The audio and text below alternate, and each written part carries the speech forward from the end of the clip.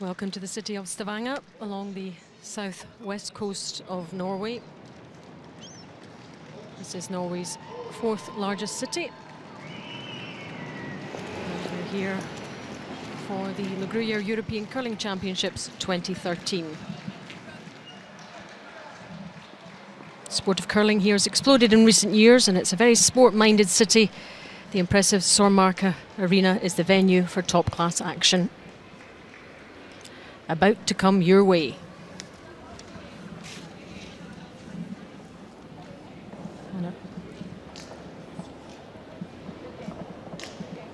Our feature game is Germany against Norway.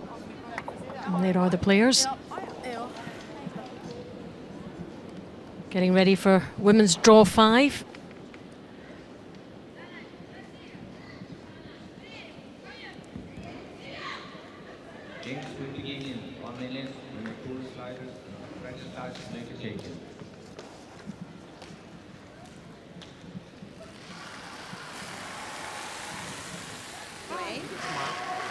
And here are the lineups for Norway.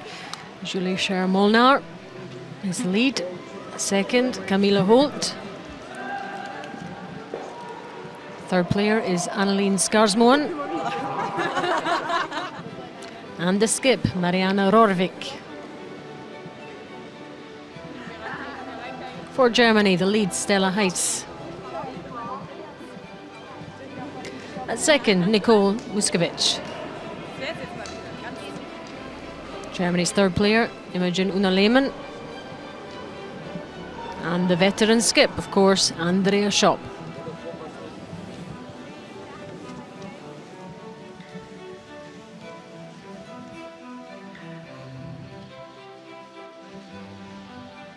And there are the standings so far. Scotland and Switzerland leading the way. 4 wins, no losses. But Norway and Germany with a bit to do. Just the 1 victory so far, 3 defeats.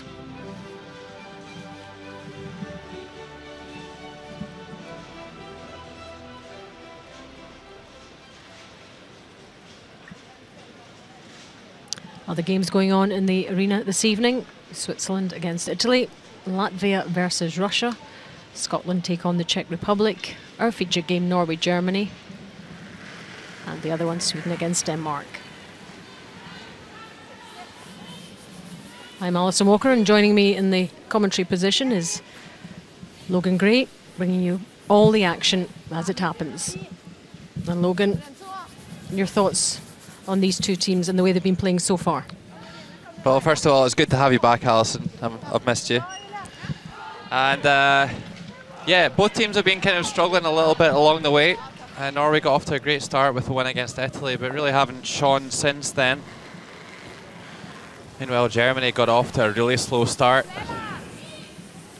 but they have managed to chalk up a win since. So I think it's a really tough game to call, of course. Andrea Schopp won the World Championships just a few years ago, so we'll see if she can rediscover some of that kind of form in this matchup against the home nation. And it is game 5 in the round robin, so they really need to be getting to make an impression now, don't they? Yeah, absolutely.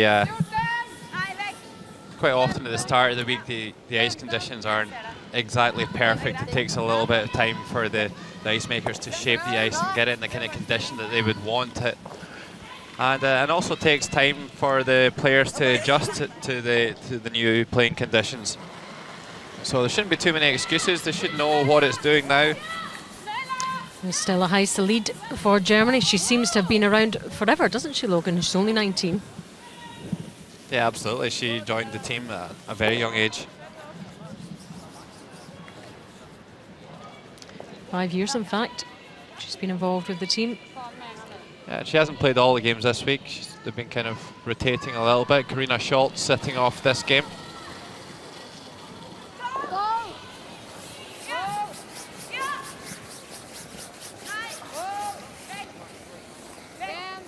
And I wonder that the Norway team feel a little bit of pressure because this is their country and their championships.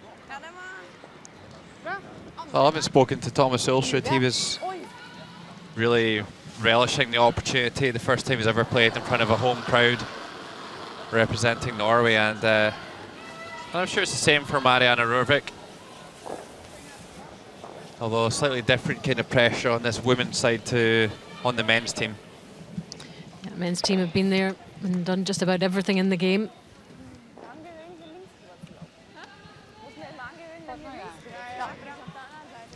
Yeah, definitely they're in it to win it this week, and that's a completely different pressure to being out there scrapping for wins and trying to keep your team in the A group, and also to qualify for the World Championships, of course. This was Camilla Holt, 34-year-old from Snaroen, born in Oslo.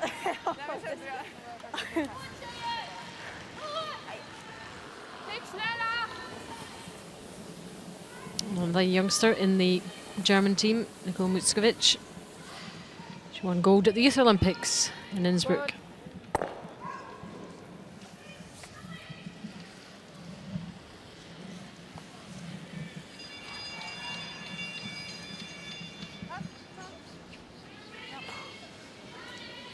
So just like this afternoon's game between Norway and France in the men's draw, a very defensive first end. Both teams quite content to just run the end through. And this is Annelien Skarsmoen, 24-year-old, the third for Norway, also from Oslo. Got an impressive junior pedigree.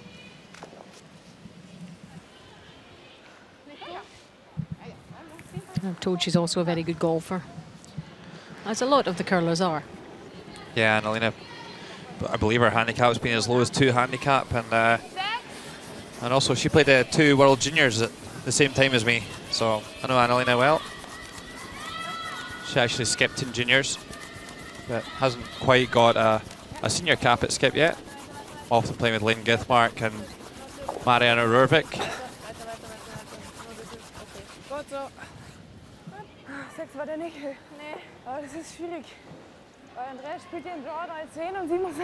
There's a rules of play for you. 6 ends minimum.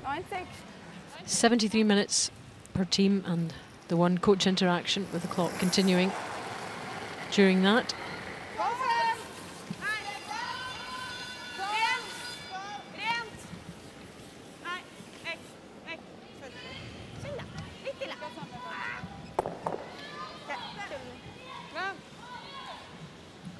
A couple of players mentioning earlier today that how much the ice had changed during the game, Logan. Yeah, it seems to be a little bit frosty at the start of the game, so it is a little bit slower. It just takes a little bit of time for the ice to run in, and then they can get the kind of playing conditions that they would expect at this level. But maybe that's partly why we see a lot of the games playing pretty clean in the first end, just giving themselves a chance to run the ice in.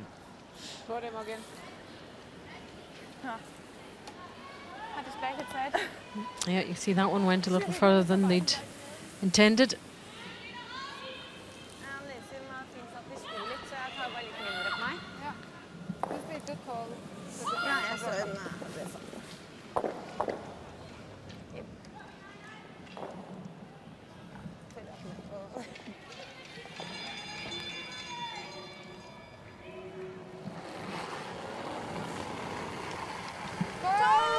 And this is the skip, Mariana Rørvik, the 30-year-old. In curling since she was just 9 years old. And she's engaged to Torgeir NOR-GER in the men's team. So I bet curling is quite high on their topics of discussion. Or maybe they just like to switch off completely from it.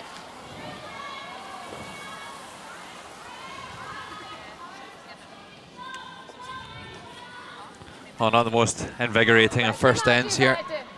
Nothing in play. Lots of takeouts. And hopefully we'll get some action going in the second end, but Andrea just giving her stone a good scrub here, making sure there's nothing getting caught under the stone as it runs down the ice.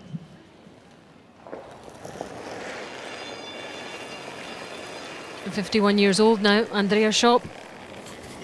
In fact, it's saying 48. She's still one of the elder stateswomen of the game, though, that's for sure. Hugely experienced and still with a tremendous enthusiasm for the game.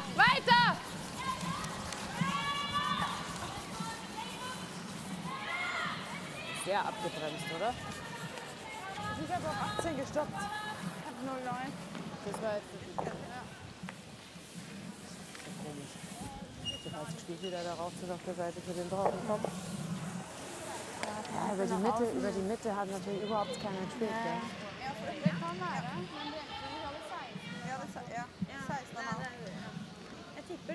Yeah, I wonder in 25 years' time if we're talking about Stella Heiss the way we would think about Andrea Schopp. Just always having been around, always being a fantastic competitor.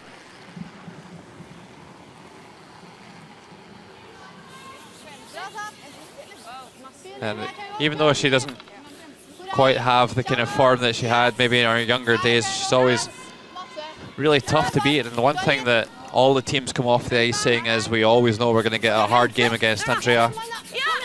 Always know it's going to be a tight game.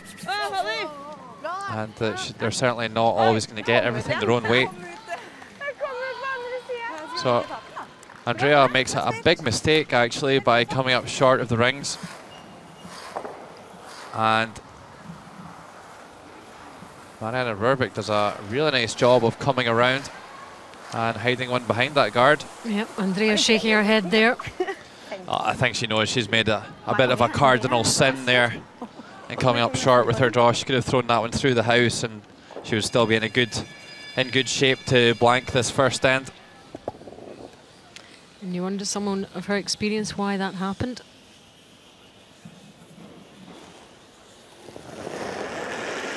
Well, it could well be that just not fully switched on in the first end. Maybe needing a bit more of a warm-up. That, or as we said, just the ice conditions being slightly slower in the first end until some of the frost lifts. 7, 8. Aufpassen. Das hat Ist 6. Gut. Sehr lange. Und? Ja.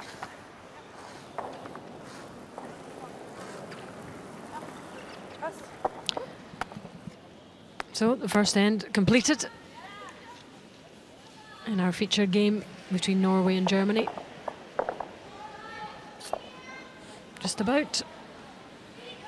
And it's Norway 0, Germany 1. Jeg tør liksom ikke da midt på steinen heller. Det er helt greit. Det drar jo usilt kall, så det liksom... Kan ikke gjerne dra. Nei, det er helt klart. Det ruller ut, det er liksom ikke grisen. Ok, tar du hogg på denne? Ja, det gjør jeg. Så kjør oss på. Ja. Nå er siste da. Det er bra altså. Kjør oss på. What would be the target for Norway in this championship, Logan, do you think? Well, I think first and foremost I'll be keen to put on a good show for the home fans. Give them an exciting taste of curling and probably a lot of the fans in Stavanger's first taste of curling. And I think they absolutely want to qualify Norway for the European Championships next year in the A group. And then and over and above that, they of course want to try and qualify Norway for the World Championships. But they do have a lot to do, and this game could well be a deciding factor around a lot of these question marks. Just need to win as many of these round-robin games as possible against the teams that are round about them. Yeah, well, I think every game's winnable at this level, winnable and losable. So they just need to go into every game and treat them all the same, and see if they can chalk up a few wins. But something myself and Kenny have been talking a bit about. I think in both the men's and women's, there's a really clear cut between the best teams and the worst teams here. There's maybe like 4 or 5 countries in both competitions who are just a clear level above the other 5. Yeah, there's a bit of a gap that's developed. Yeah, and in the women's competition, I would say that the top teams are going to be Switzerland, Russia, Scotland, and then Sweden as the top 4. Maybe put Denmark in that bracket, and then the other 5 teams are all much of a muchness. So definitely all to play for. I think there's great opportunities for some of the less experienced teams to qualify for the first World Championship, say, or even just keeping their country in the A group's a great achievement when they've just come up from the Bs. Yeah, the game definitely evolving at that level. Yeah, absolutely, and I think the gap's narrowing as well between the A section and the B section. Is you can see that from the play here in this arena this week. We have the B competition as well. Yeah, and a lot of those countries not far away. Absolutely, and some of the countries playing in the B group are really established curling nations. Like Germany men are playing in the B group this week, which a few years ago would never have thought was possible, but one bad year and just the level's gone up in every country, and every country who's kind of newer to the sport, they're developing every year, and they're no longer kind of in their infancy in the sport, so the gap really is narrowing and makes for some exciting stuff.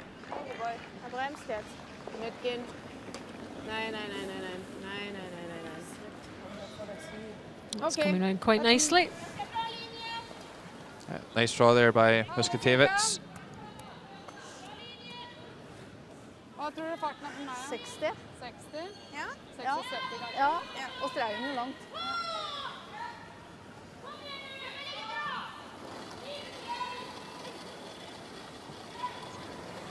60. 10. Gjerne kølle. 10.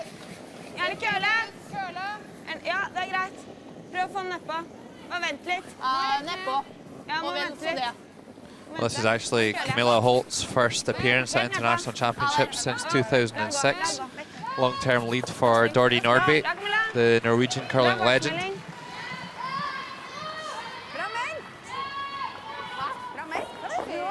3 years on this team. She's a bank advisor. So I'm sure she watches our money.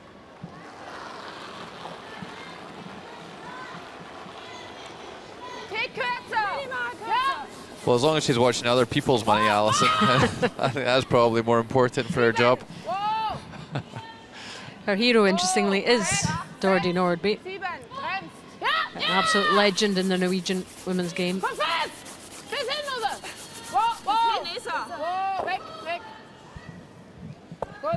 Oh, that's another nice draw. And an interesting end developing here.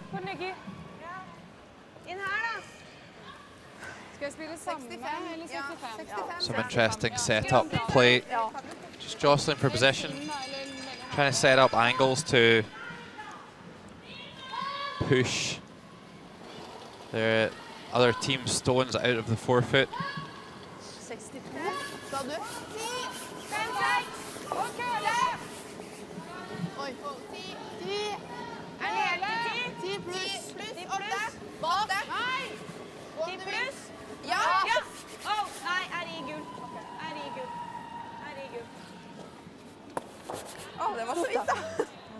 Bit of a mistake here. A little bit heavy from Camilla.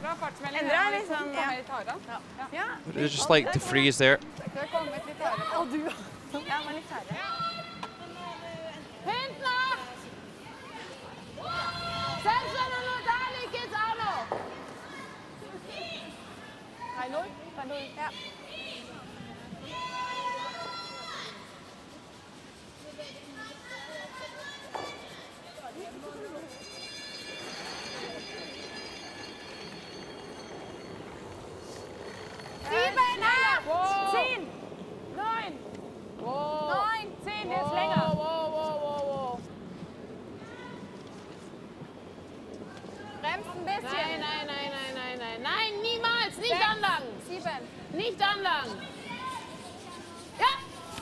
Imogen Lehman's played a really nice shot here.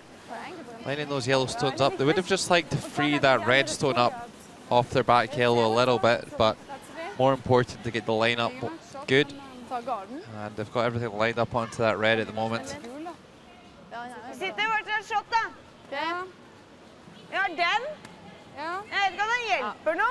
Let's check on sheet C, Scotland against the Czech Republic in the first end, and it's looking pretty tasty for Scotland there.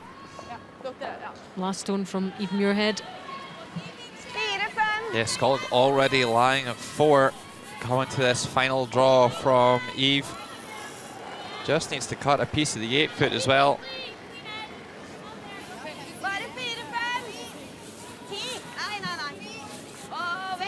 And it's looking good. It's a great start for Scotland. Yep, 5 shots in that first end. What a start. Scotland 5, Czech Republic 0. Back to our feature game. Norway against Germany. Germany getting 1 in the first end. Well, that's another mistake from Norway. Really needed something in the front of the house there to protect that red stone in the 4-foot a little bit, but they've drifted past the tee line and given Germany some backing. They can draw one in here that could be in a really useful position for the Germans. And again, Mona Lehmann has actually represented Switzerland before. Yep, that's why she was born. Yeah, she represented Switzerland in the World Juniors in 2010. Then jumped ship to go and play for Germany and the Europeans in the same year.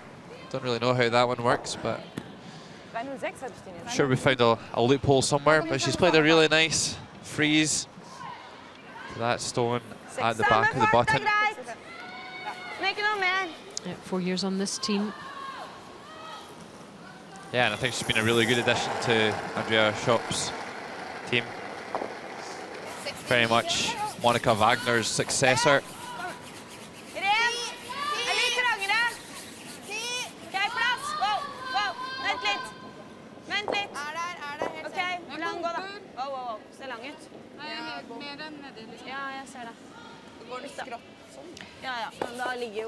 Lots of stones in play. They could find themselves in trouble in a minute. Really needed to get to the nose or inside the nose.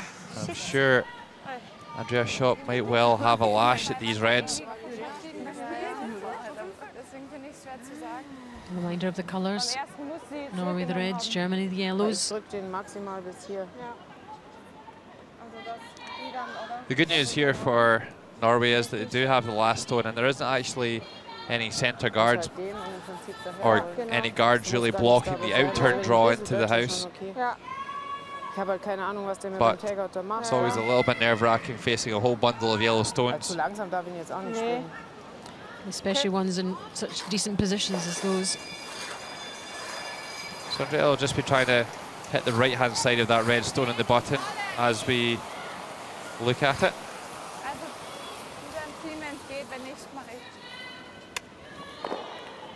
Try and rumble that other red off the other side of the button and squeak it along the tee line. She gets it really good. She could probably lie 4 from this. It's as easy as that.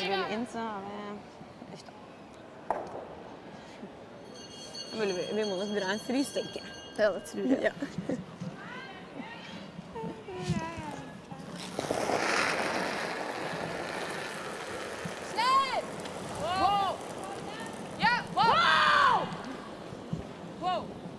Can't really hit this one too much on the inside. Begging it to come down. Super shot from Andrea. Even just bouncing up to the top side of the tee line. So that really was a terrific stone. And looks like Germany currently lying 2.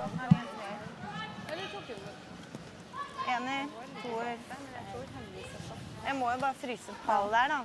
Men da går det jo hun 2, så må jeg dra der på siste. For en. Kommer du bak dit da? Es drückt den schon Seiten weg, aber es drückt der Impuls. Sie sieht den ja nicht heute im Impuls, geht trotzdem da, es drückt auf jeden Fall schlecht. Som skal gjøre så lett for meg, sier. Hvor glatt er det? Jeg hadde 75. Ja.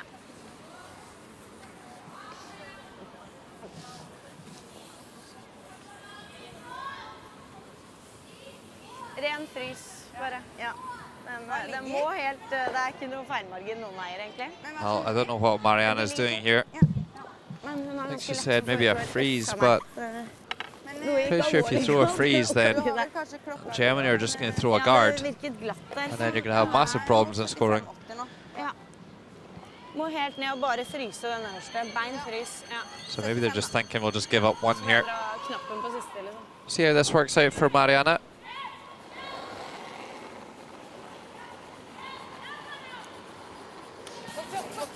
Bra tatt. Hørte jeg ga den.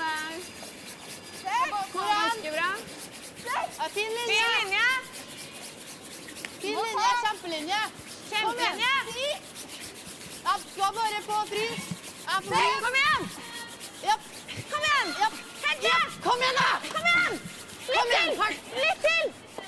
Bra. Bra, Kosta. Kjempebra, Kosta. Det var vanskelig å få ut. Ja. Bra, Kosta. Oi, nå gikk jeg opp I ledningen hans. That was a shot called and it was well played. Yeah, they seem happy with that. Yeah, probably lying second shot, I would say. Close though. I think, as I said though, Andrea's just going to throw a guard. The other option could have been there is just to whack that yellow stone on the button and try and move as many stones out of the forfeit as possible to clear her way in with her last stone. But they went for the freeze there, and they did play it well.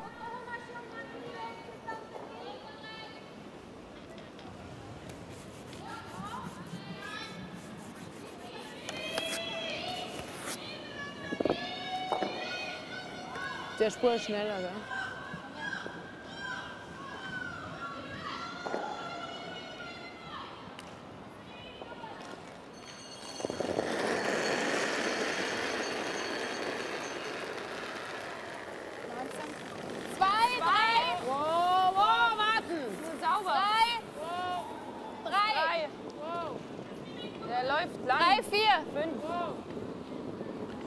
Don't want to be heavy with this one. Das 5. 4. They're staying off it at the moment. 5. Der läuft.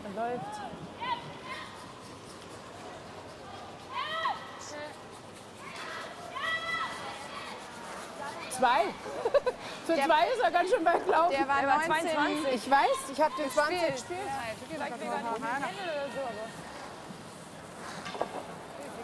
Also die Seite. T-line. Ja. Altså velge T-line, men mulig den må få komme da. Ja. Hun hadde is ute der, og jeg fikk ganske glatt selv der ute på henne. Altså. Ja, jeg hadde... Ja. Jeg må kanskje bitte litt hardere bare. Bitte litt, men ikke mye. Nei, jeg skjønte det var hakkeløst når den tuska er liksom alt.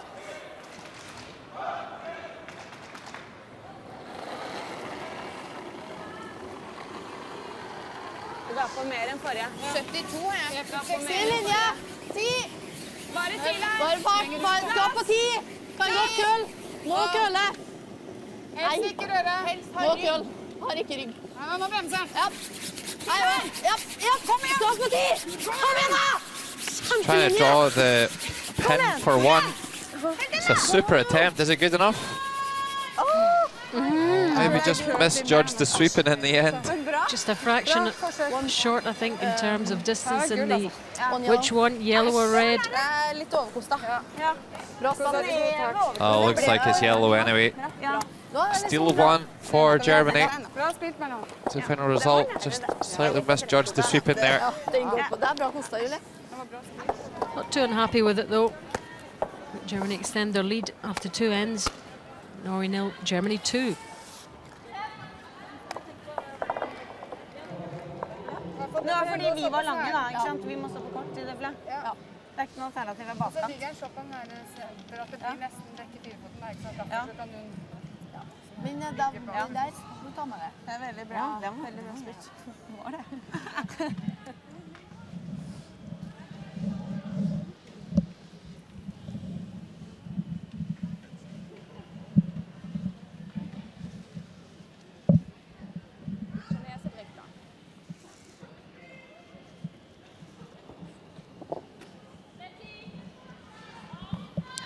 You're watching live coverage from the Gruyère European Curling Championships 2013, coming to you live from Stormark Arena, Stavanger in Norway. Alison Walker and Logan Gray with you. Good to have your company. We're watching Norway against Germany. This is our featured game. Both teams in need of another win to progress, do as well as they can in this round robin.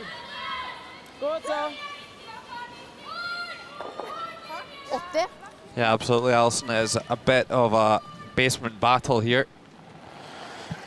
Both teams scrapping for wins to try and secure their place in the European A group next year. And also to try and qualify their country for the World Championships. Women's Worlds in St. John's in New Brunswick in Canada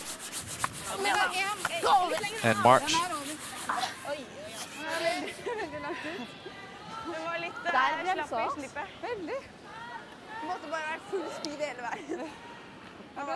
Norway, one of the bigger curling nations, certainly in terms of sheets of ice, arenas, participation numbers, so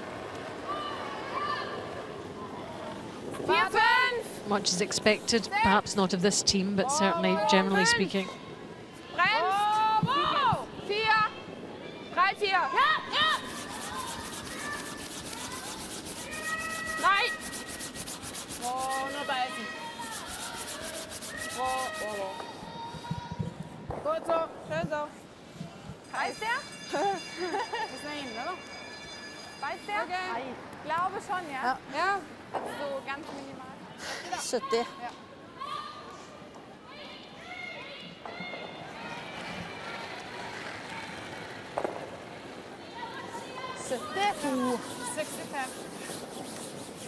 Julie Charmolner from Oslo. Er den 10 eller er den 5? 10. Nå bremser jeg litt da. Ok. Er den fortsatt 5? Kanskje Ja, bak. ja, vi bak. They're trying to freeze the stone in the forefoot or even tap it back, but hanging a little bit wide, and some good skipping by Marianne Rørvik. Some good communication with the sweepers, and they managed to tuck that one in behind in a useful position. So often, Alison, it's not just picking the right shot and playing the shot, but it's making the most out of every shot that's already been laid. So Yeah, sometimes when you know it's not out a plan intended B the way. or Yeah. Meantime, sheet C, Scotland with that huge lead after the first end, 5-0 over the Czech Republic, and in the second end.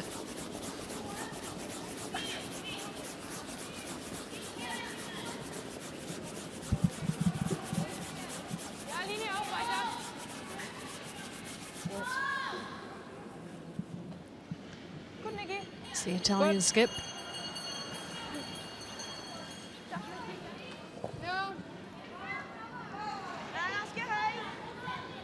Veronica Zaboni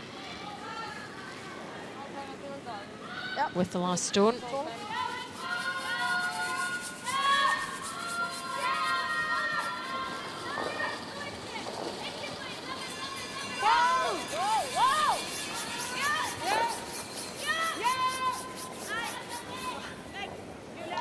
Successfully getting rid of that red for 2.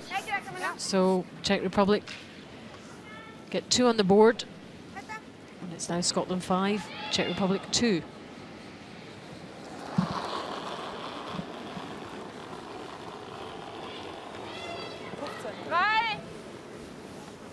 We're in N3 of our featured game.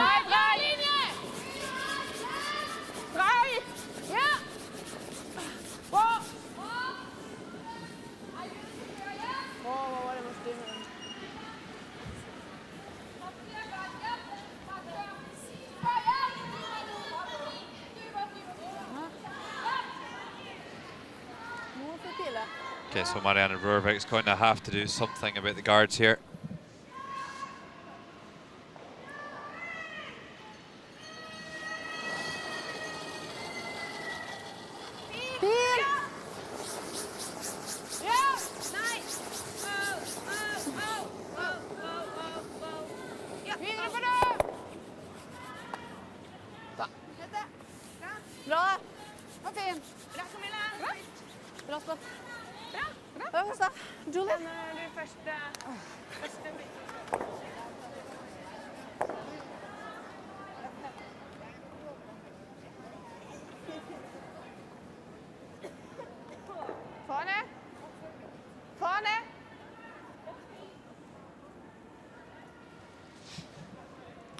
Okay, so a good shot there by Norway.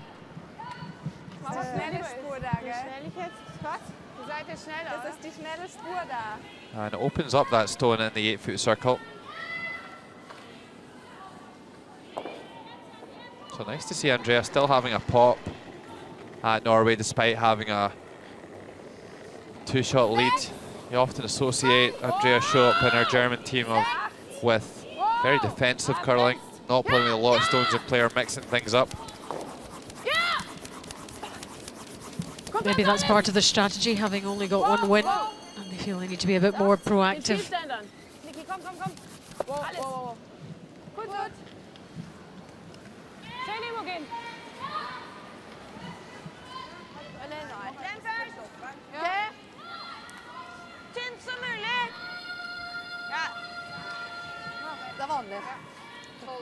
A bit of a mistake there by Una Lehmann, drifting all the way down into the 4-foot circle and setting up a takeout opportunity on those stones in the house.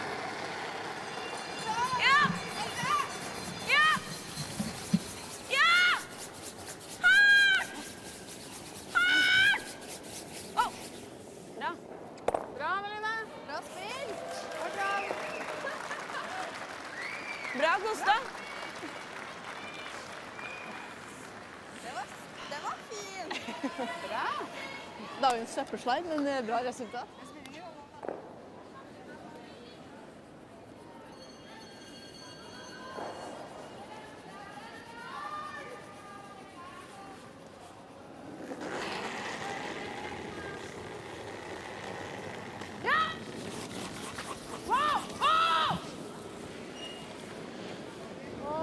Okay, so another super stone by Norway.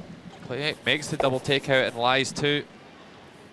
And maybe Andrea won't be so willing to mix things up with 2-shot lead again, unfortunately.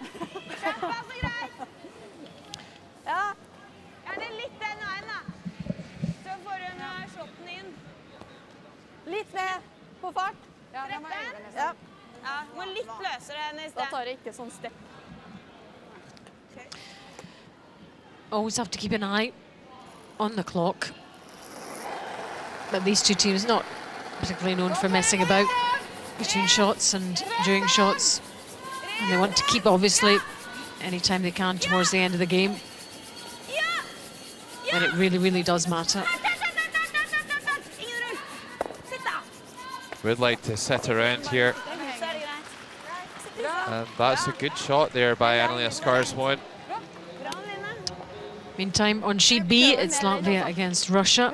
Second end, Russia with a big score in the first end.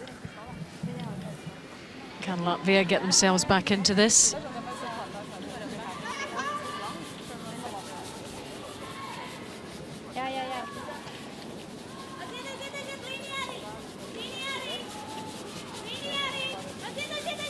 Big effort here from the sweepers. Can they get it past the guard?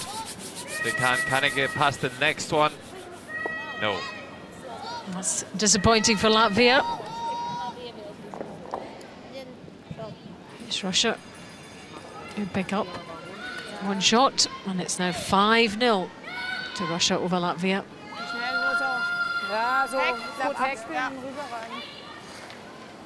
2-0 here for Germany.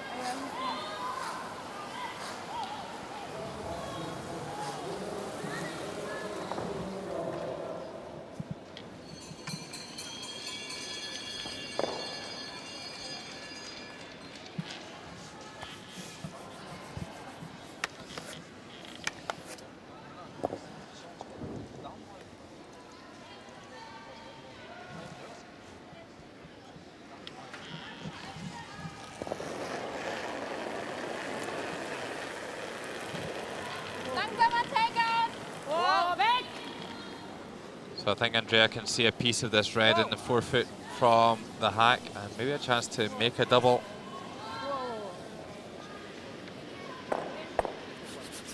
Has she done enough to remove it? As so, and also sticks around to line shot position, so a really nice shot there by Andrea Schopp.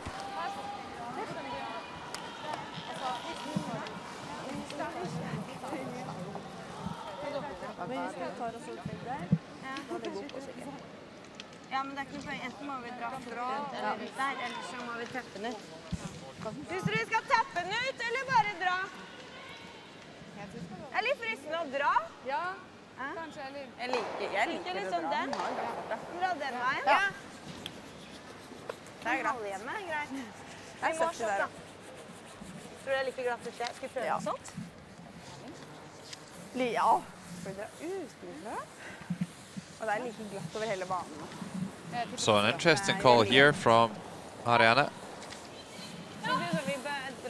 She could go around the corner and try and make a play on that yellow stone at the back of the house and lie to, but choosing to come around the centre guard. I think you'd see a lot of teams go towards that yellow and try and bring that other red into play on the other side of the house that's lying second shot. Is this a harder option then? Certainly the riskier option. If you don't get this one right, then you're going to be forced to just take one, whereas go to their side, you may be improving your chances of scoring and having a multiple score. But it can still work out. If they play a good draw here, they can still get their multiple score.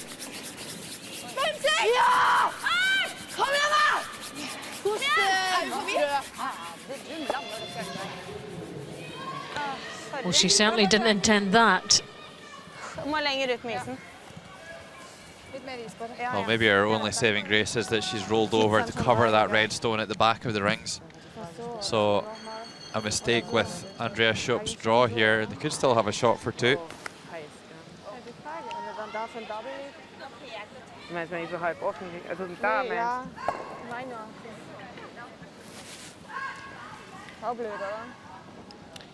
Aber ich bin mir nicht ganz sicher, wie ich da hinten reinkomme.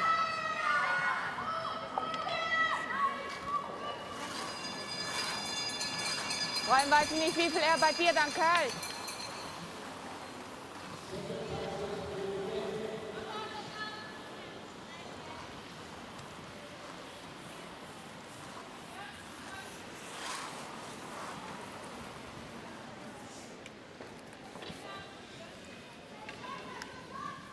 Bisschen weniger.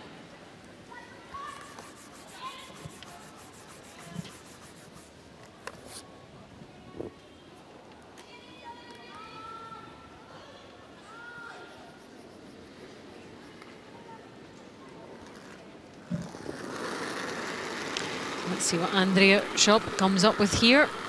Trying to make it as difficult as possible for Marianne's last stone. I don't think Andrea wants this one swept.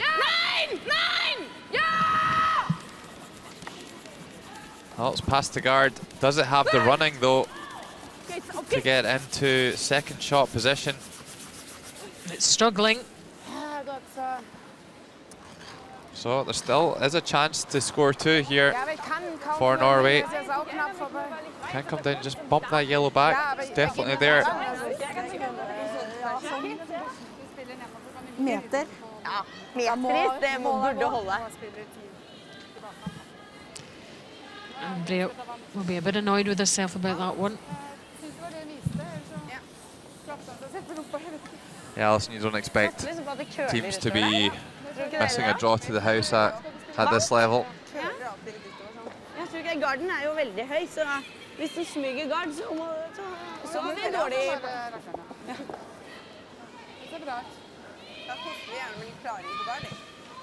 Ja, jeg regner jo med. I don't think we've had too much on this sort of line, so maybe a little bit of guesswork as to where to put the brush. She's thrown quite a firm weight at it though. So she must be able to see quite a portion of it from the hack. And she's by. Super shot by Marianne Rørvik. Yep, nicely played by the Norwegian skip. She had a decent view of it, and she's delighted that that came off. Well played to Norway. They get their two, and after 3 ends, it's Norway 2, Germany 2. kosta, folkens. Men jeg mener det riktig på min første dra der. Ja. Så fjernet vi i tide. Så fjernet i tide på meg, fikk spilt av blad, du doblet som du måtte gjøre. Og så fant vi ut at det kører litt her. Ja, det fant vi ut. Det er omgangens lærdom. Ja, kom igjen.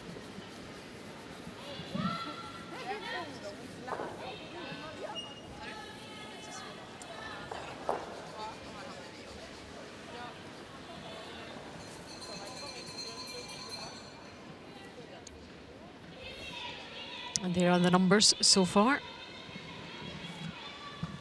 0-1, 0-1, 2-0. 2-2. Going into this next end. 75. Stopp 4. Kom igjen. Kom igjen. Gud, hvor det køller det. Kom igjen da. Litt til. Hva kostet?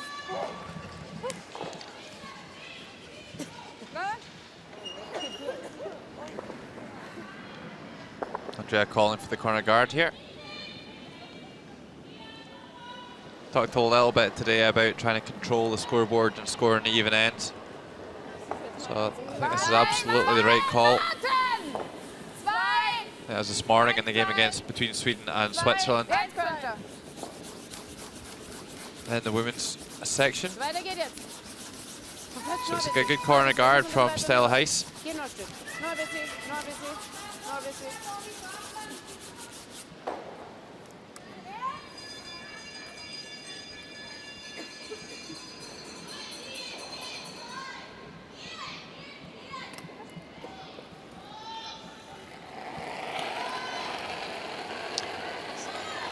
Julie Shermolna's second stone, the lead to an accuracy 78%.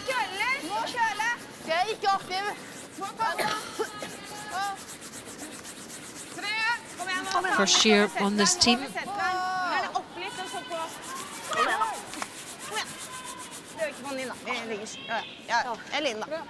Bra spilt, Julie.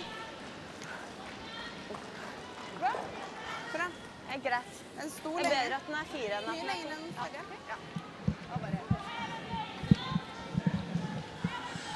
2. So I think Norway would have liked that one just to rear up short of the rings. Stella Heiss playing 74%. And the key to this shot is really just to make sure the top one goes, but more importantly, you need to keep your shooter in play if you want to bring the corner into play later on. And that's actually a really good shot. Opens up the center line, forces Norway to play a takeout, and most importantly, opens up the corner guard.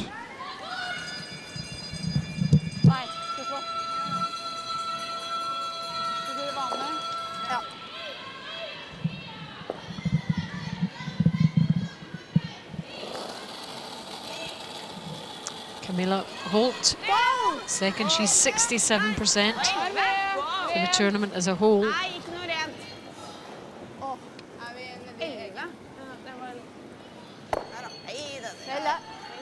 Successfully gets rid of the yellow.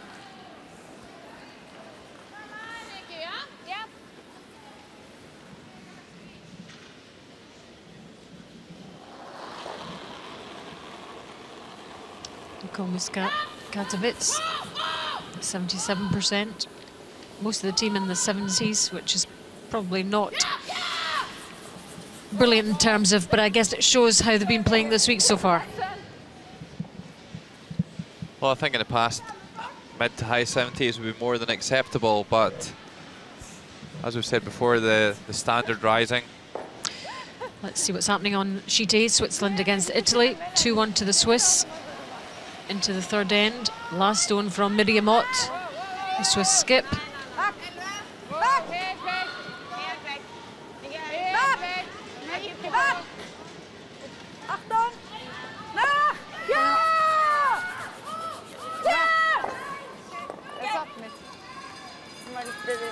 Is that one or is that two? Nei, du drifta litt på den.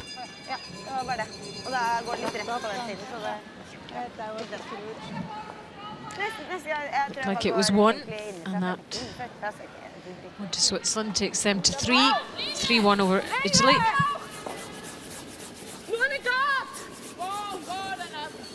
Nein, überhaupt. Nein. 2-2 in this our featured game between Norway and Germany.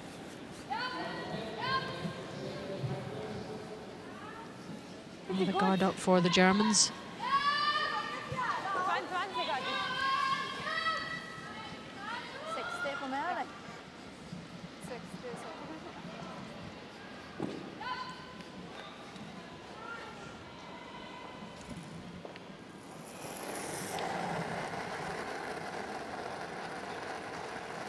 And Aline Skarsmorn, she's only 64%.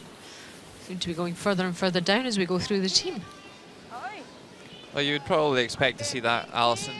The back-end players generally playing harder shots than the front-end players, but you also generally find a kind of tumble effect that if the lead's not playing well, then it has an impact in the second, which has an impact in the third, and then the skip. So you generally find that.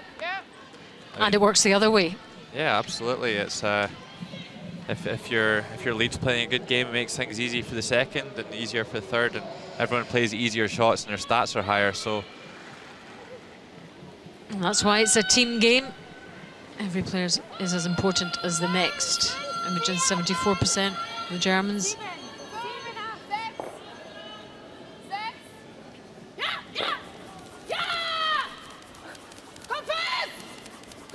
See how much that's coming round now. Beginning to curl. Should be pretty close to being behind that other yellow one. Further up.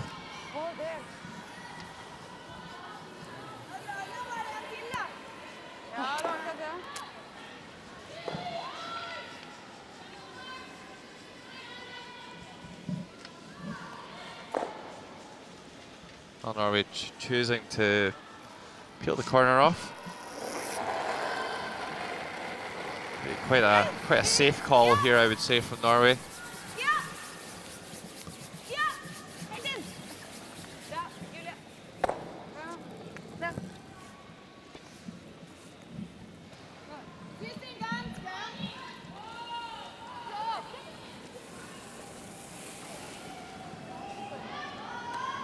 See the Danish men's team behind Imogen there.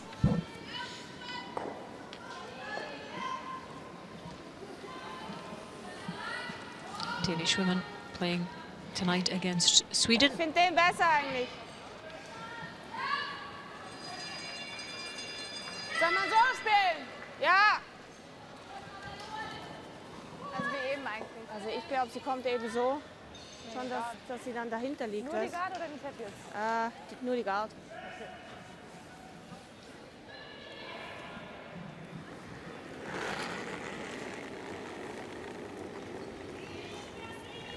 Zwei! Ja! Was?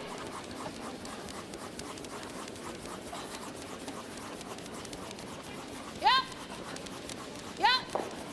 Weiter geht's, auf geht's! Fest alles! Alles! Gives you a good idea of how important the sweeping is there, how hard the girls work. Good. Good so. Yeah, and another good guard from Imogen. Could have split the rings there, but went with the guard option and executed it well. Still a little bit close to the rings though, so maybe Mariana can play a run back here.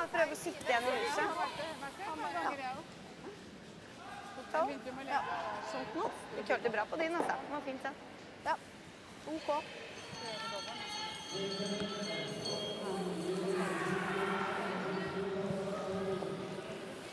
Prøve å ta noe sitte igjen i huset. Ja.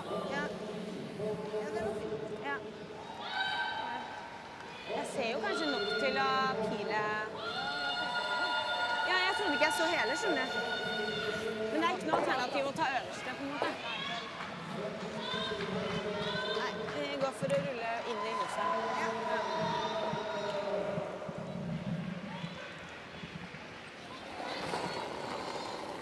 Mariana Rurvik. You see it again. stats just going down and down through the team, and 55% through the first 4 games is pretty disastrous, really.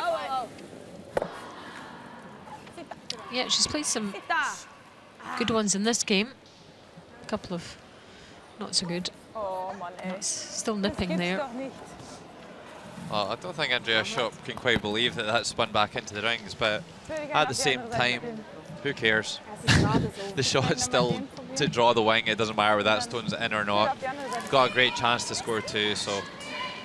Yeah, but she's got to be happy with that.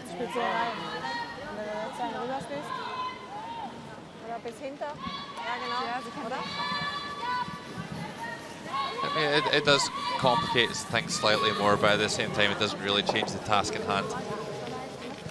Also wenn er vorne liegt, ist auch okay, oder? Aber dann selbe Höhe. Nee, er sollte schon so. Ja, ich meine nur, wenn er...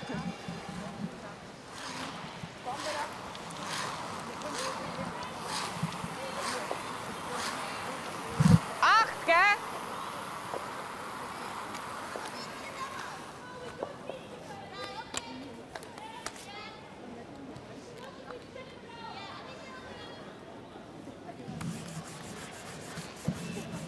Stop.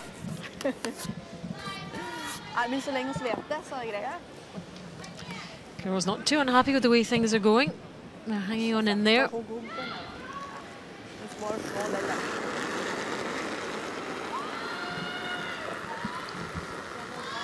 Andrea's 63%, marginally better than our Norwegian counterpart. She had a couple of dodgy ones.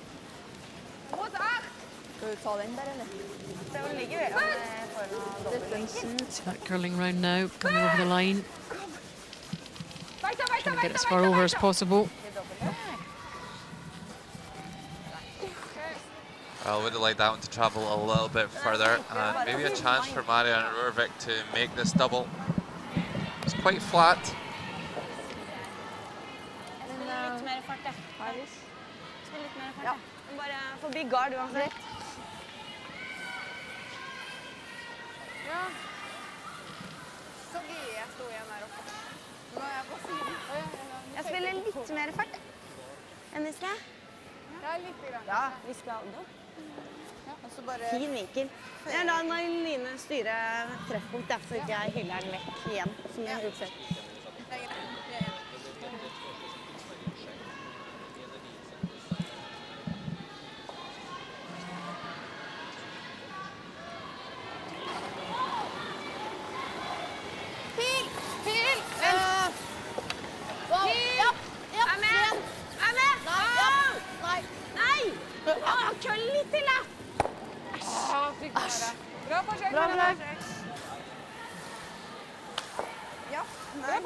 Ja, nære. Ja, veldig nære. Litt til. Ja.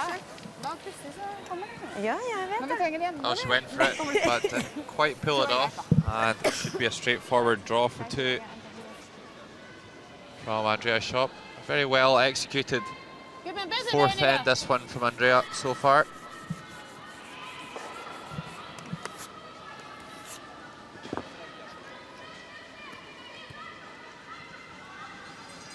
It's just 55% on her draws, though. The 5 draws.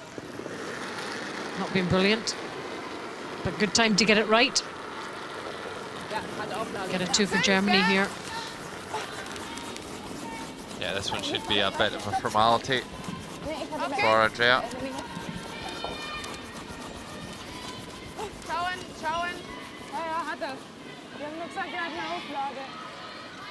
So good sweeping from Musketevich and Heiss. Not the 2 biggest sweepers here this week. Yep, did what was needed there, though. I don't think their builds would really stack up against the likes of Goodfellow and Andrews. Yeah, we've got some big lads here in the men's teams. That is 2 to Germany. You can see there on the scoreboard after 4 ends. It's now Norway 2, Germany 4.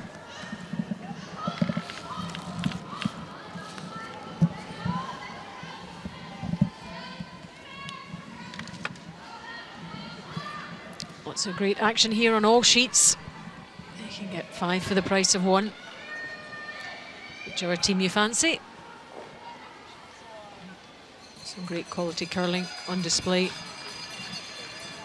Yeah, actually, you can get 11 for the price of one this week, Alison, with the B division right behind us. All under the same roof. Just a massive complex here in the Sur-Marca Arena. Yep, and it's normal everyday life. It's a speed skating rink, an ice hockey rink, there's curling. It's a busy place.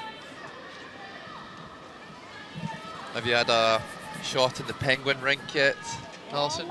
I'm looking forward to that. I think I might be a little big for that. But some of the kids that were having a go looked very proficient, so I don't want to be shown up. Well, I'll come and hold your hand if you want, Alison. I could probably make you look like a kid. There's sheets of ice all over the place here, where you can try out curling. Very progressive, trying to get people into the sport. Folk come along and they're inspired by the great action that we are seeing right now. We start with the guard. Yeah, actually, Alison, I can see over here there's various practice sheets set up around the place for people to try the sport. So there's a lesson going on at the moment. Yep, and they're wearing Norwegian scarves. They're getting right into it. The big corporate side of curling is in evidence here. A lot of businesses, a lot of companies use it for team bonding. Yeah, and actually in Oslo they have an ice rink called Stavanger, which they have a really great corporate model, and some of their lead instructors are those such as Christopher Sva and Team Ilsrud, and Sander Rolvog, who's doing the commentary for Norwegian TV this week, an ex-colleague of ours. Jump ship. But they have companies coming in all day, every day, looking for a little bit of curling just to de-stress, take their mind off work, a bit of team building. And they absolutely love it, the day away. And they're very big on the health and safety aspect as well. If you're worrying about that and you haven't tried curling, all that is catered for as well. Very good for business in Stavanger, it being the oil capital of Norway. They can come in here, they can watch some of the curling.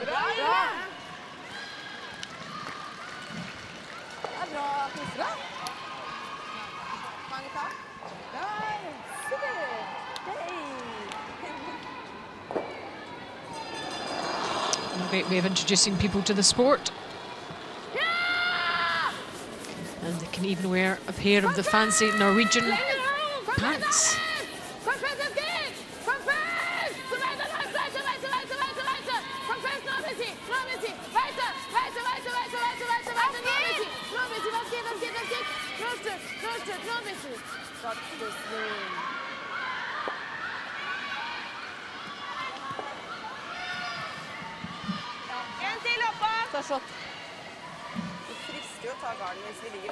Retning viktigst, da.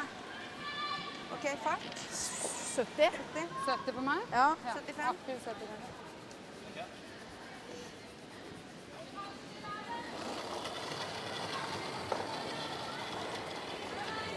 65. 10. That's Camilla Holt. 10. 6. Plass. Plass. 10. Vekk. 10. Vekk. Vent. 10 pluss. Ja, det er greit. Pumpe litt. Vent. Pumpe. Bare la den køle alt den kan. Bare la den køle. Well, that's an excellent shot from Camilla Holt. Draws one down onto the redstone, chooses to ignore the one in the button, but look at the lineup on those two redstones. Great angles onto that yellow, and neither of those reds are going to get removed from play anytime soon. So Germany in big trouble here. Dr. Shop really spending some time over this one. Du bringst die beide nicht weg. Die bleiben beide an den Gelben hängen.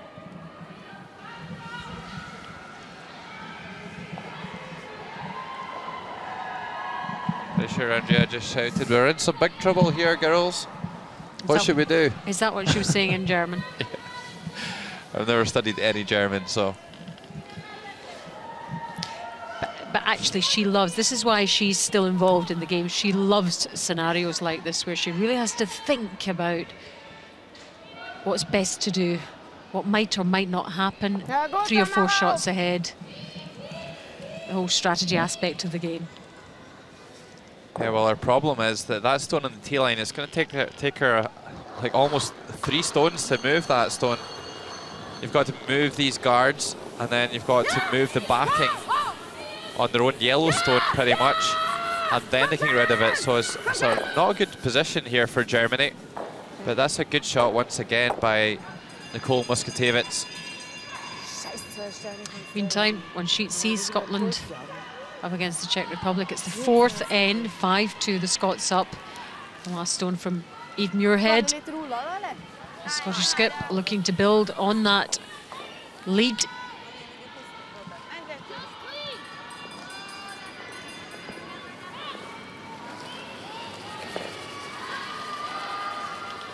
And successfully getting rid of that other yellow.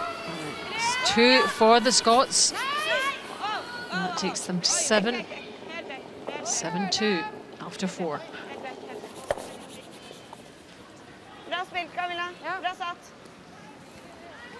This is our featured game though. This is Norway against Germany. Both teams with just the 1 win so far in the round robin.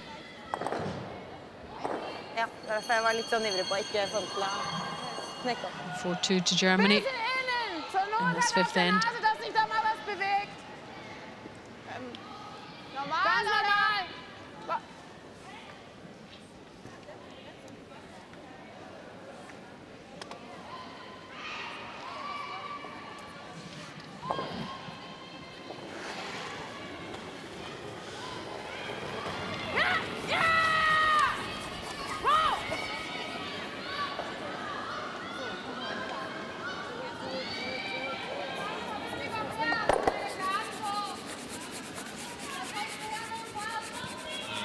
Okay, good so. Well, takes the angles off at least now, but still 2 reds lying around here. Yeah, as predicted, they were going to find those hard to shift, weren't they? Yeah, it really was a super shot by Camilla Holt that set up this opportunity for Norway. And Germany quickly running out of stones here to get rid of all these reds. They don't have the last stone advantage either.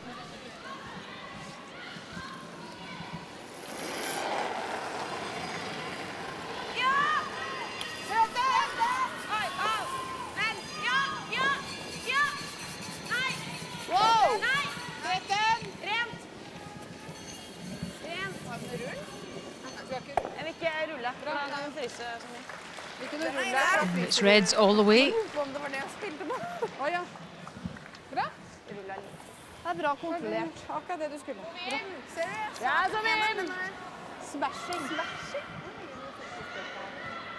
So maybe Imogen can make a hit and roll off this red and either get in behind the yellow or over in front of that red stone on the button. That would get into a useful position as well.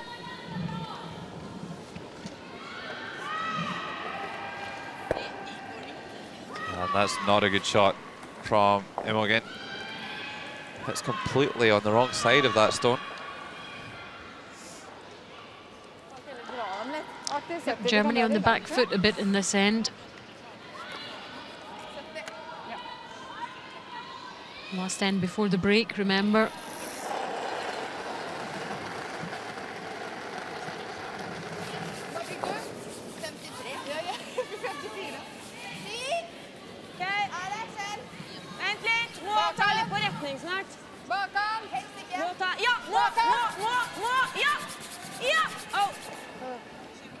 Okay, so passes the guard. Keep this as high as possible in the house. Certainly wouldn't like that to go any further, but a good shot really from Skarsmoen. And Germany with it all to do here in the 5th end.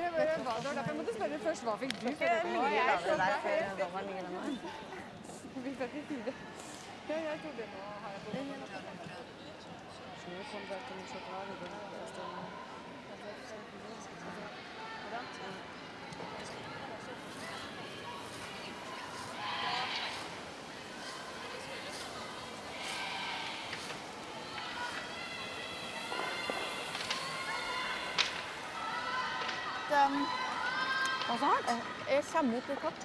Det litt sånn gammel. Ja, men jeg kan ta litt mer ut på dragningen din. De andre har stått så innmari mye før senteren. Det er så innmari dumt å ligge bakom, da. Ja. Nå har du fått legg. Hæ? Opplegg.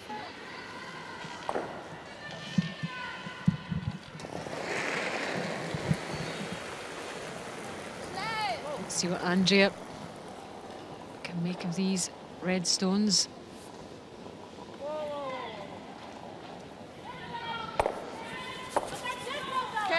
Great shot by Andrea.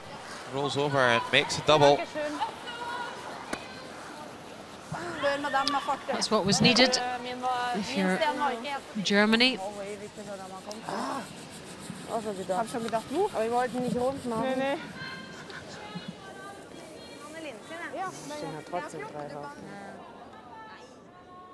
Also sie hätte jetzt einen Kill stehen, aber wenn es mir da jetzt einen mehr bringt. Bite 8. Må bite 8. Om den så åpen, eller så, ja. Men det gjerne hvis den kan gå litt, den kommer liksom etter centerline, og så står den før. Yeah, good replay there of Andrea just picking a couple of those red stones away, but Norway still lying. Shot position here. Come around the guard and lie too and really put the heat on Andrea. This is a little bit risky. They could just split the house and make a safe two. Play a pretty good shot here and force Andrea to run back and end up getting forced to 1. So it's slightly forcing the issue going for this.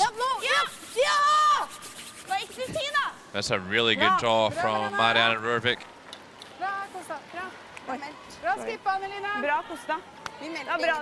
So I think Andrea might just have to hit this slightly open red stone and just give up 2, really.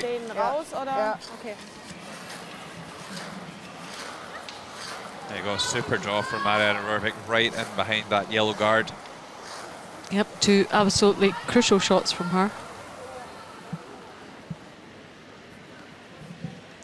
You see this red stone's just poking its nose out here, so Andrea can remove this and just leave Norway to draw for 2.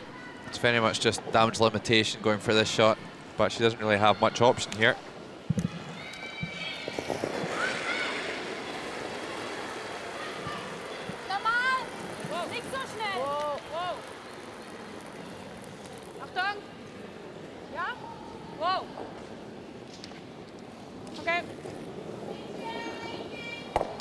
And she successfully executes that. And this should leave straightforward enough draw for Marianne. She's played this end extremely well, as has her team. Yeah, once again, it all came from that super little draw from Camilla Holt at second. Set up the whole end for Norway. Put Germany right on the back foot.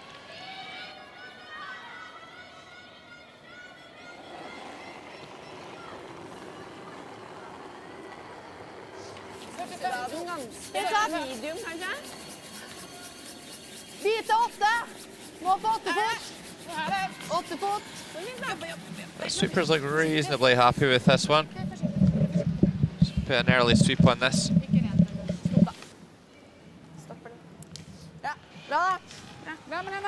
So another perfect draw from Marianne Rørvik. And a score of 2 to tie things up. So as we go into the half-time break, Norway end on a little bit of a high.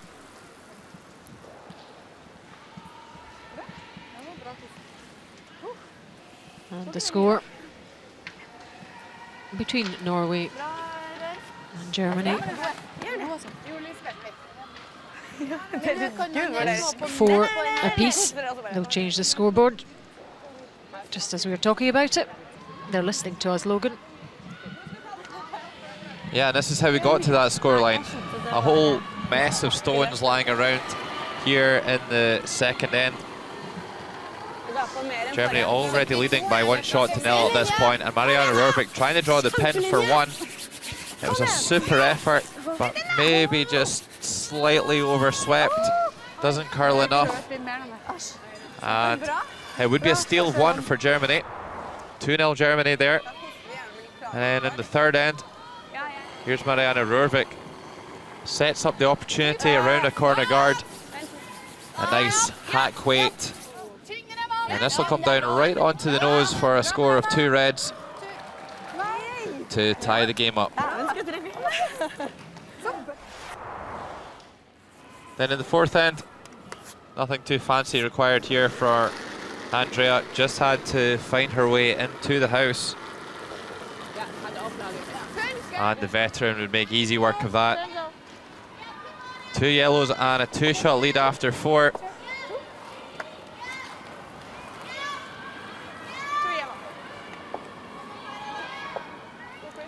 And then a score of 2 in the fifth to tie things up. Halftime, Norway 4, Germany 4.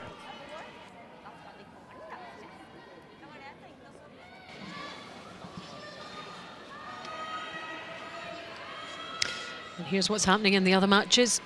Switzerland 5, Italy 1. Latvia 2, Russia 6. Scotland are beating Czech Republic 7-2. Sweden 3-2 over Denmark in the sixth end. Latvia and Scotland both on the fifth break, and 5-1 in the sixth for Switzerland and Italy. Ja. Og nå opp som styrer. Ja. Helt klart. 85% sjokolade. Alt på tørt. Jeg synes faktisk det var fast på messe.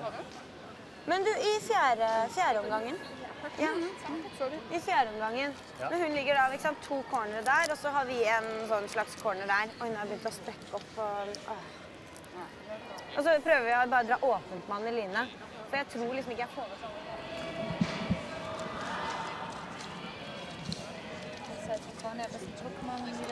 Genau. Ja, wenn ich die vor die Ziel lege, wenn ich den da einfach vor den Vierfuß lege, ist nichts passiert.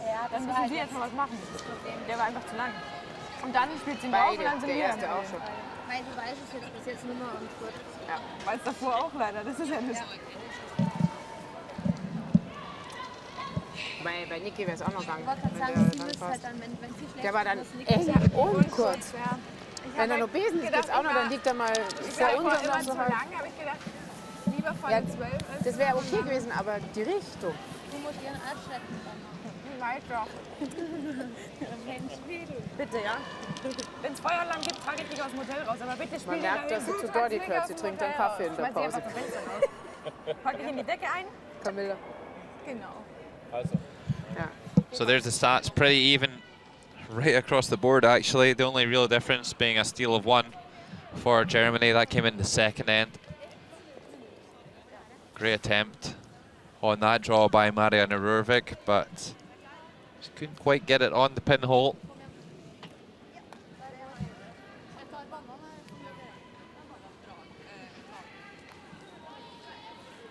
So it very much could go either way here. It's really been toing and froing back and forth throughout the duration of this match so far. That's Stella Heiss coming into your picture.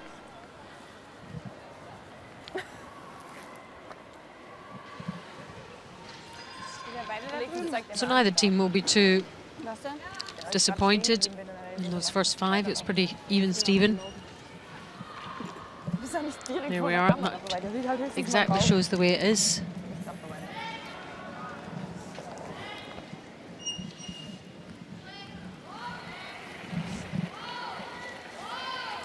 Even all the way through as Norway get us going again in this sixth end. Live coverage of Norway against Germany from the Gruyère European Curling Championships 2013. We're in Stavanger in Norway. 4 each between these two. You're listening to Alison Walker and Logan Gray, bringing you all the action from the hub of the curling competitive world as we speak.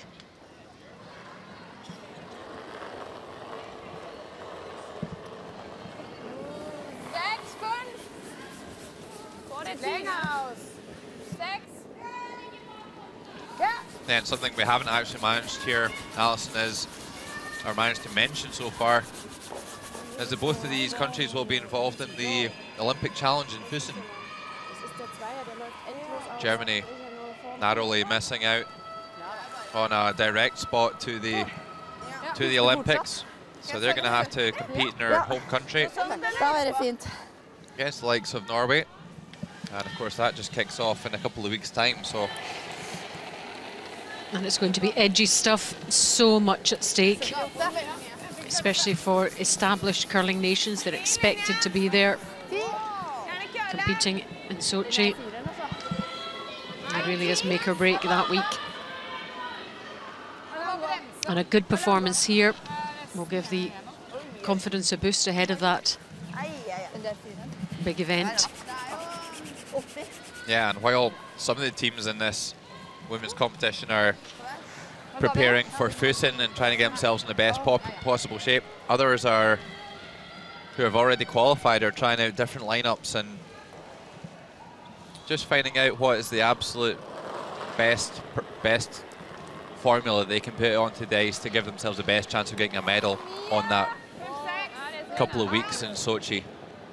It's a fine line, fine balancing act. You don't want to peak too soon either, even with the players you've got. Everything's fine-tuned to peak at the right time if you've got the right people, the right combination.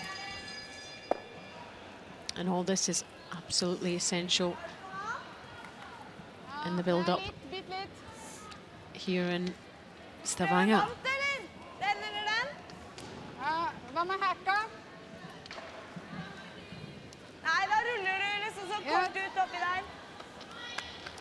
Kølle der heter. Ja. 40, ja. So what would have been the chance at the half-time break, Logan, do you think, for the Norwegians?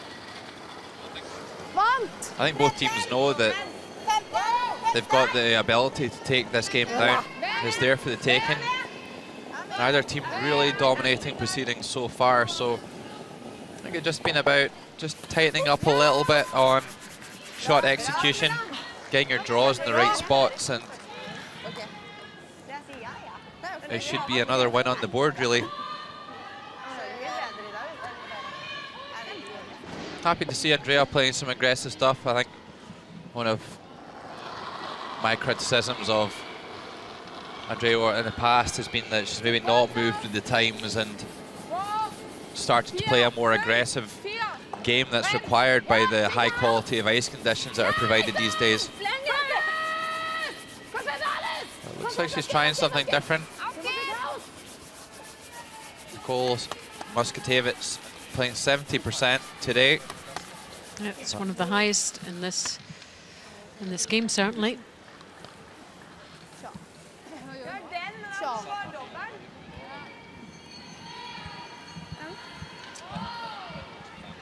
Good mixture of youth and experience in both teams, actually. You can see this one just easing past the guard.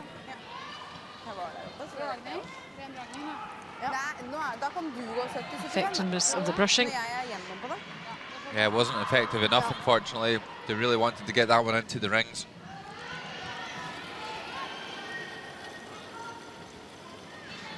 I don't see many players actually using the support there.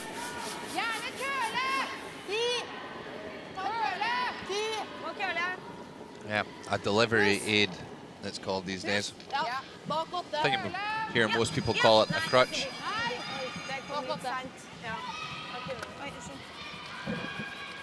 Another mistake here. Neither team really taking command in this sixth end. I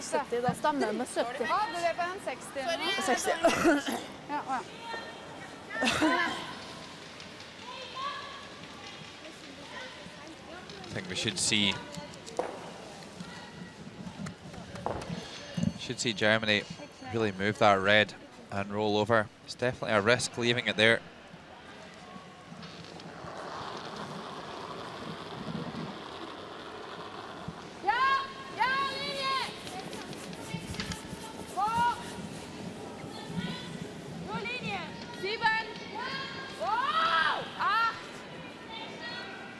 They're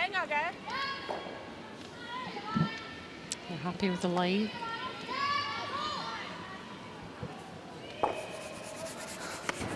Yeah, just a little bit heavy there. And plants those yellow stones right next to one another. Oh man.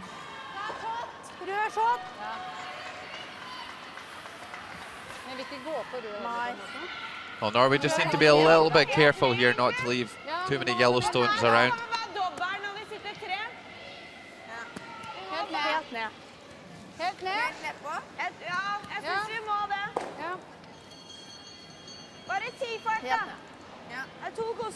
So they're going to try and follow that stone down the ice that Muscatavich's just laid.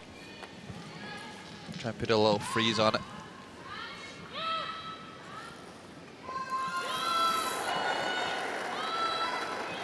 Annelien Skarsmoen, she's also 70%, the third for Norway. Certainly improved over the last couple of ends. We're just getting to grips with the ice. And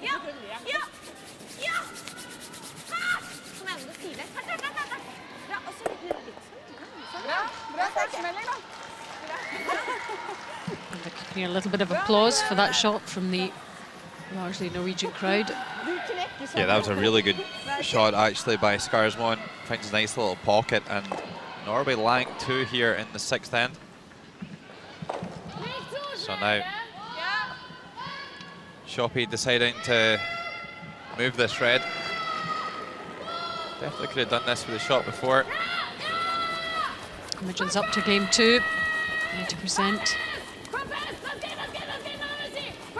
Yeah, and 80% is the kind of level that we're looking for from the best players in the competition. And that's why it's a super shot from Imogen. I hit that one a little bit, but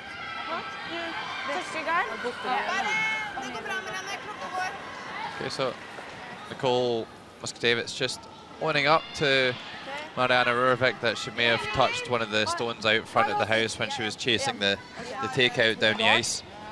But no foul play.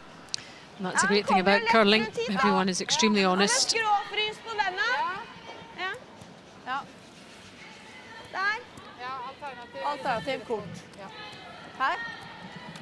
One of the great things about curling is the sportsmanship and the honesty of those involved. Yeah, and also all the players know each other and are generally pretty friendly to one another, so everyone gets on pretty well. And you know, after the competition finishes and everyone's put everything into it and the medals are decided, that everyone will have a beer together and have a good chat about it. So it's a very friendly sport. Hugely competitive on the ice. Both of these two desperate to win this game. Coming around. Not going to get past that one, just nestling ahead of it and clipping the outside. It's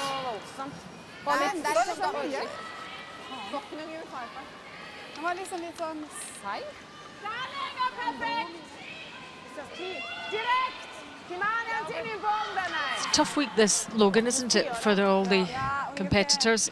A lot of games, busy days, long games. Fitness levels absolutely have to be top notch if you're going to be at the business end of the week.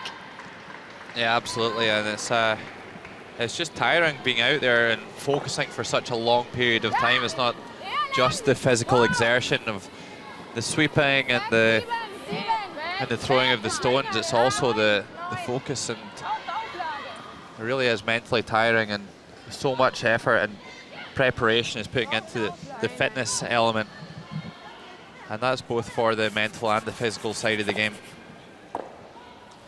All the teams want to be able to perform as well in the first game, sorry, in the last game as they do in the first game, and also as well at the end of the games as they do at the start of the games. So certainly not a part of the game that's overlooked these days, where it maybe was in the past. These curlers do a lot of training. There's A lot of work goes into this to prepare.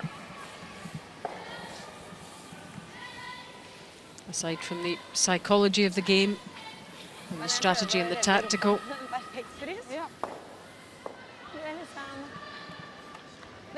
And the margins are so tiny. Perfekt foran eller bitte litt på innside eller et eller annet, så er det veldig fint det, altså. Så vi må være med på retningen. Den kommer liksom på 17. Hennes var 13. Ja, og så er jeg på retning. Norwegian skip Marianne Rørvik, 73%. Everyone picking up their game now.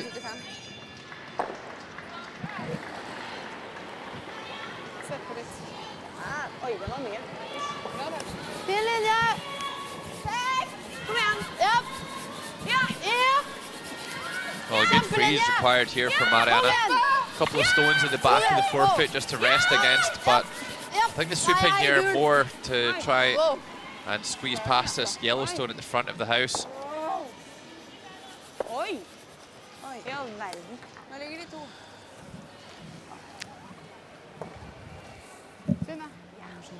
Bit of a look of disgust on Marianne's face there. That is not what she was looking for.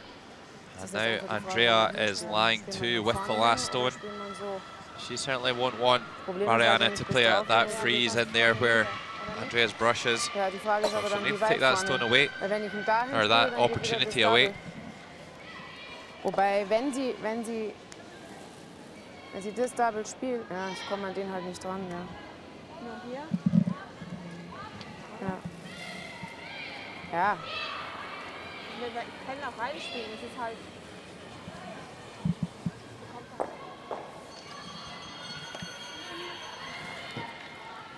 Sorry? Entweder muss er wirklich hierher, weil sie dann aber immer die Chance auf einen Takeout hat. Ja. Oder er muss halt wirklich hier. Aber dann wäre ich fast für den, oder nicht? What else is she thinking here, Logan? This time.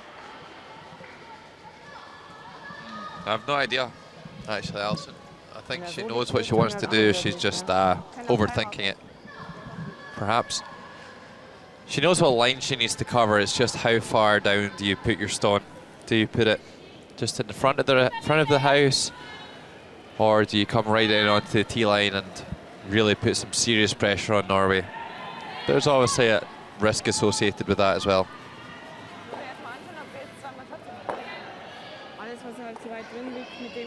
Mit dem kann sie 1, 2 entsorgen und liegt mit dem Spielstand dann im Weg.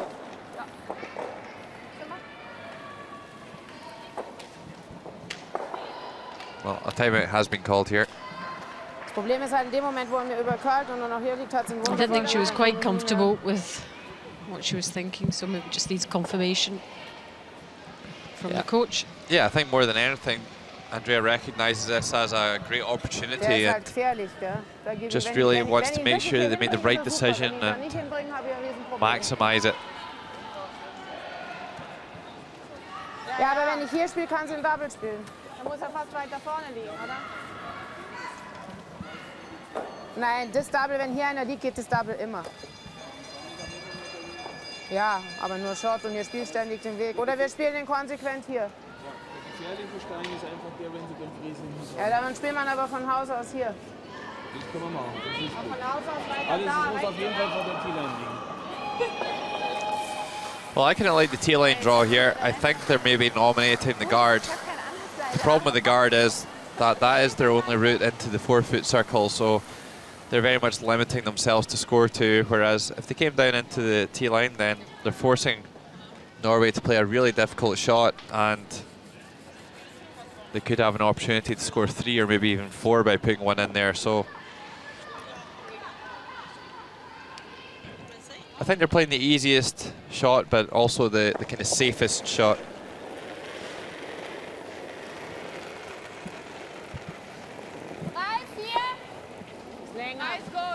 Got to say the stats have been very even throughout both teams at every position. See a really good angle here. You'll be able to see the stone bank towards the centre line.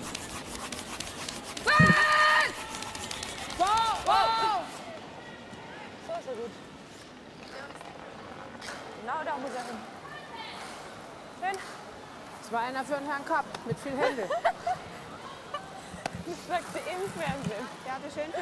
So that seems to be exactly what Andrea was looking for. And one game has finished this evening. Final score, Latvia 2, Russia 10. Another win for Russia, a comprehensive win at that. We picked up 4 in the 5th end. That was and 4 in the first. That was quite the embrace there, Alison. We're very happy.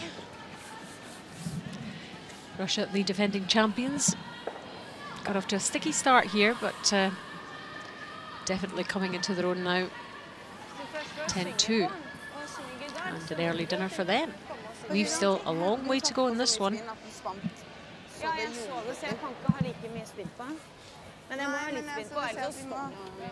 And hard to choose which one you think will eventually emerge the winners.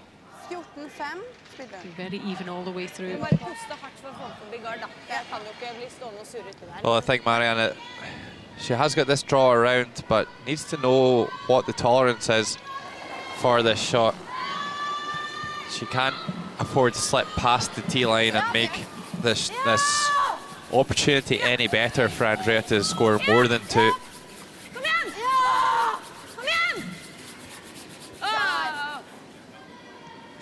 And once again, I think Marianne's a little bit tight on the in-turn. Well,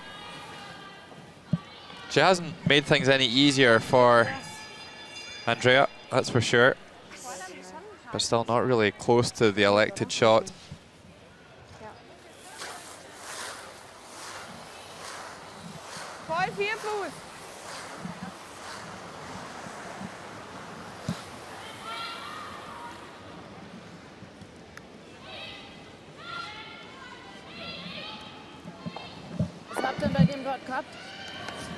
So Andrea Schopp having to go right out to the bumpers on this one. Taking loads and loads of ice to try and make this draw to the edge of the 4-foot circle. Going so wide that we're actually playing on lines that perhaps haven't been thrown in the game so far, and you have to factor in maybe throwing it a little bit harder and into the frost, and you don't really know how it's going to react when it hits that frost, whether the stone's just going to slow down or whether they're going to curl really hard. So this one doesn't seem to be doing either. A little bit of an overthrow. And I think Norway, to be honest, will be happy to come out of that only losing a 2.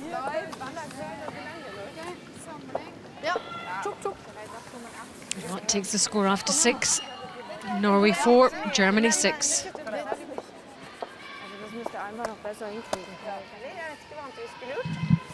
Vi drar jo litt langt og rekke, så det ender jo med masse for de I bakkant da.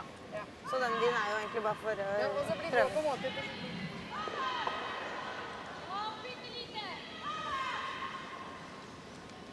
Andrea Schopp just thinking what might have been perhaps. Team still in the lead by 2.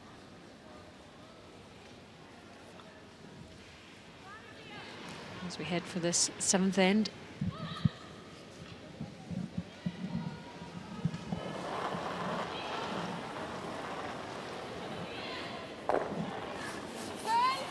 Fifth game for both these teams in the round robin. Just one win so far.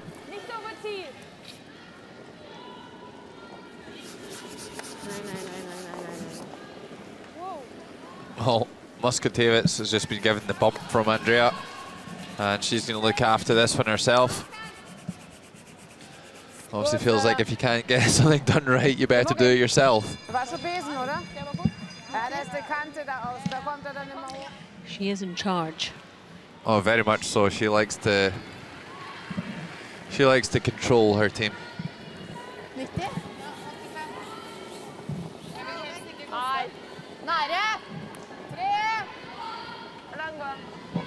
Masse driv. Og mye spinn I hvert fall. Det 4-eren oppe. Må bremse litt. Ja, bremse. Stopp det. Stopp. Den stiger en meter lenger inn her også. Ja, den gjør det. Bra, Julia. The corner guard maybe just a little bit too close to the ice, to the house from Julie Char-Molnar. And here's Sweden and Denmark, just next door. Swedes 3-2 up. This is the 6th end, last stone from Maria Pritz.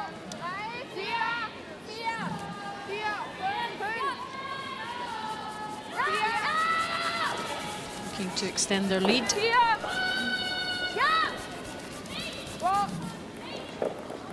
And successfully doing so. Sweden now leading 5-2 in that one.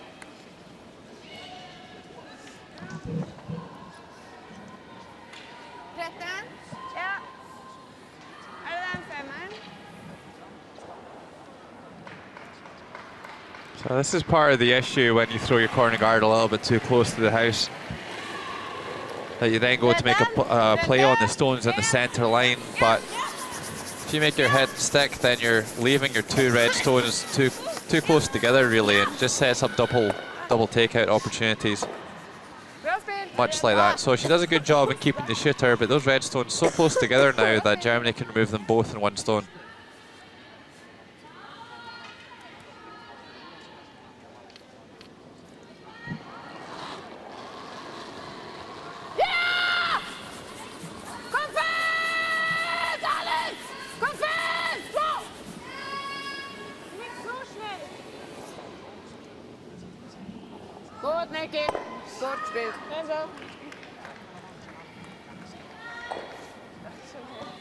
A nice shot there by Muskatevits. Rolls over to cover the shot stone.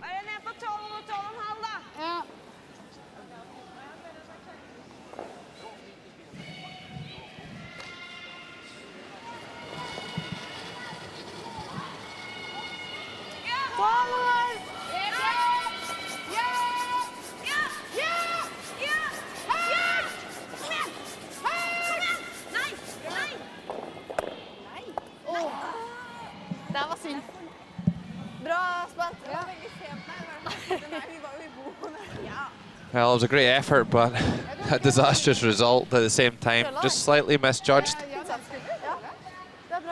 And maybe a little bit unfortunate at the same time.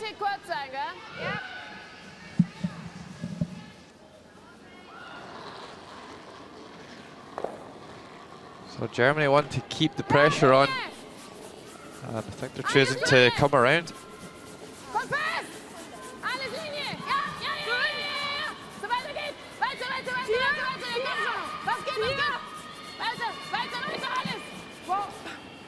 Big sweep here from Lehmann and Heiss, but this one's going to overcurl. And chips the red into the house.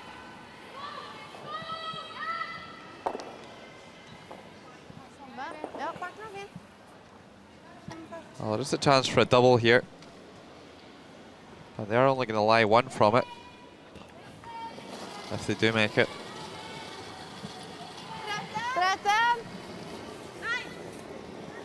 I'm not entirely convinced about this call. We'll see how it works out.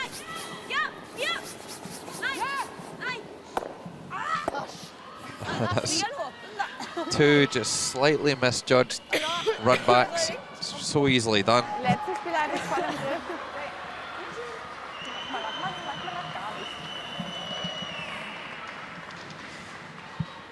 And Andrea Schopp had a little bit of a change of heart here with this one and wants to play a takeout. I think she was shouting there before Lehmann even released that stone. Oh, she wants to win this big time.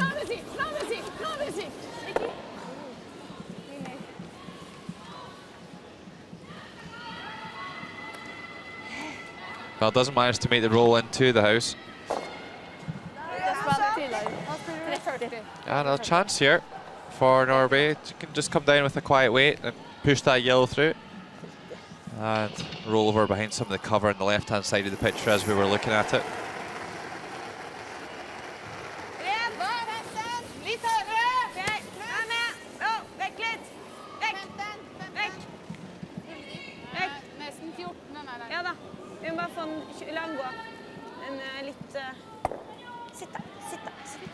Yeah, or you can roll behind the other corner. Even better. Nice shot there by Annalena Skarsmoen. Yep, the red stones nicely placed there if you're Norway.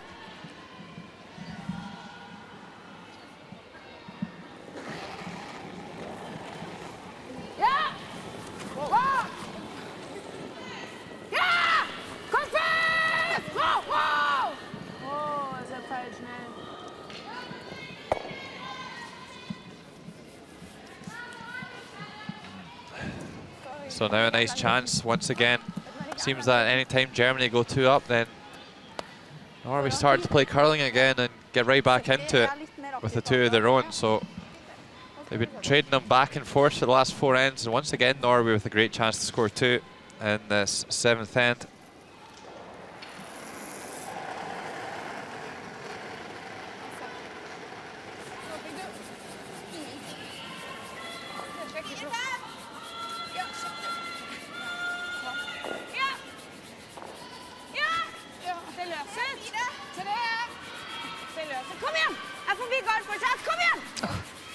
Don't know if it's going to make it here. Oh, that's a really bad miss. It was a little bit risky coming around a tight centre guard like that. Could have maybe played a tap up on the red on the other side of the centre line. Could have been an option for them.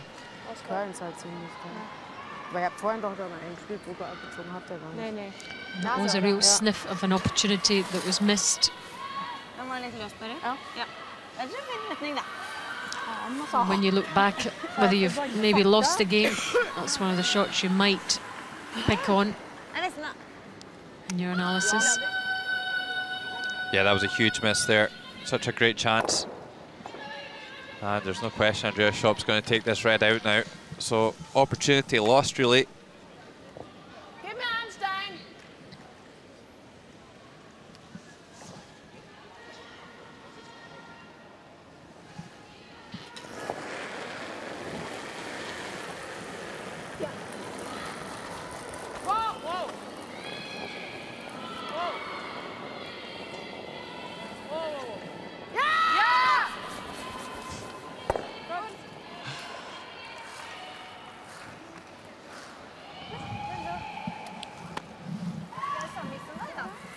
The game's coming to the real business end now. Let's check on sheet E, Sweden against Denmark.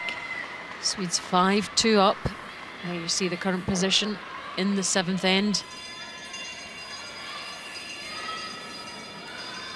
It's Lenny Nielsen, the Danish skip, with the last stone. Time to close that gap. And the Swedes.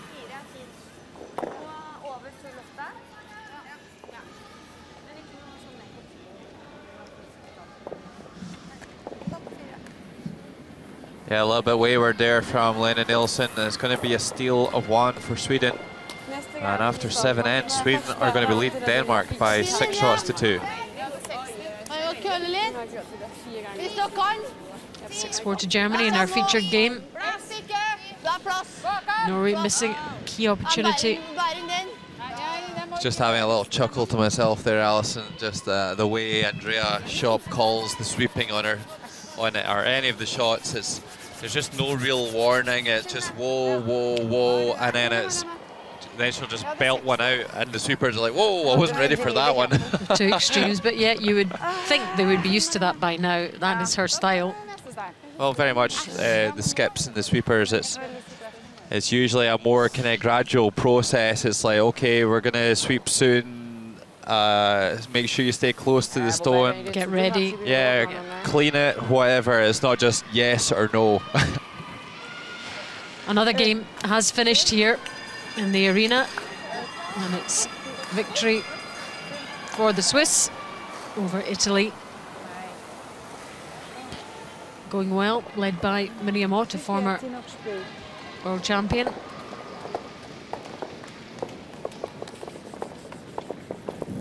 Another victory for them, and a sizable one at that.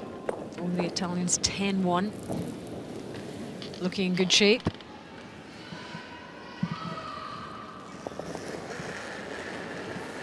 Still all to play for in our featured game between Norway and Germany.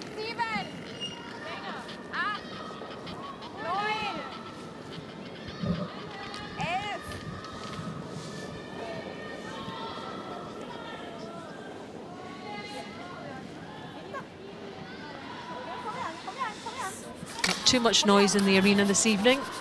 Reasonably quiet, people enthralled by the games. The occasional squeak. Well, that's a huge mistake there from Andrea. Marianne Rørvik slipped to the back of the rings with her come around.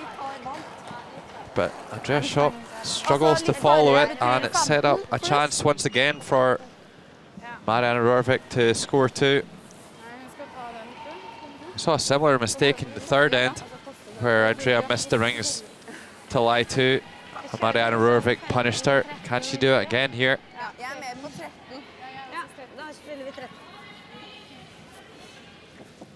Taken liksom 13 og oppover står der ute, og 15 køller bøtter, så det er litt sånn. Ja, så 13 liker vi. Ok, da gjør vi det. 2 here would pull them level. Marianne 75% on her 4 hits. Let's see if she can manage it this time.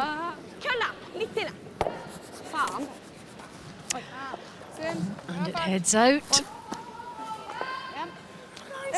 Disappointing from her point of view.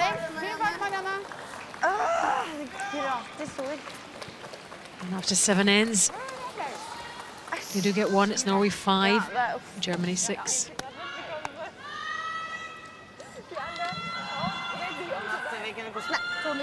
Ja, jeg trodde det var fint lag. Hvordan står det? For jeg ropte ja, den er fin. Ja.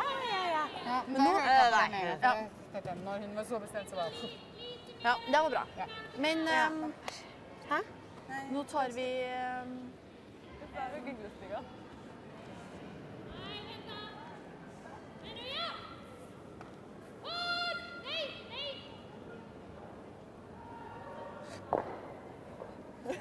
Ja. Jeg er enig. Ja. Yes, kom igjen. Eller ikke enig, jeg drar. Kom igjen nå. Nei.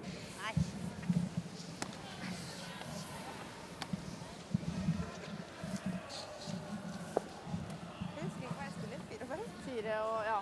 Den der er lang. Men 90 er fint. You're watching coverage of Norway against Germany from the Gruyère European Curling Championships 2013 in Stavanger, Norway, at the Solmark Arena. You're listening to Alison Walker and Logan Gray. And really, this content's very much in the balance. Nothing really to choose between the two teams. Although a narrow 6-5 lead to Germany.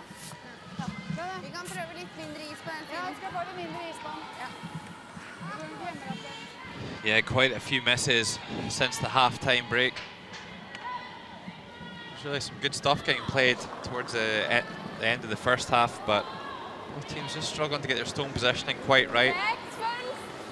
And some of the most basic shots getting missed as well. Andrea Schopp missing the house with her last stone in the 7th end there, and then Marianne Rørvik perhaps just throwing a fraction too heavy with her nose hit attempt to score 2, and hits and rolls out of the rings.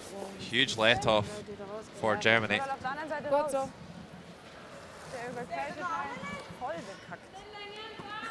Hvor mye da?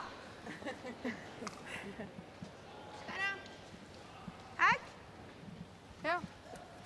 40. Hvor litt er den femmer? There's a comparison of the two leads. Ja. Still slightly ahead on all counts. Both have definitely improved as this game has gone on, no question of that. Nei. Ja, men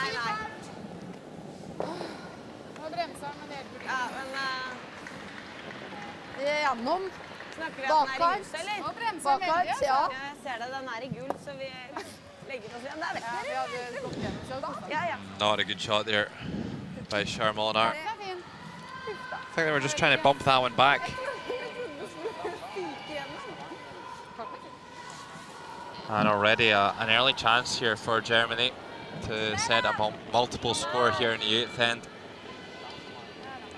Germany could score 2 in the 8th. That would really give them a massive advantage, but I'm sure they'll settle for any sort of score.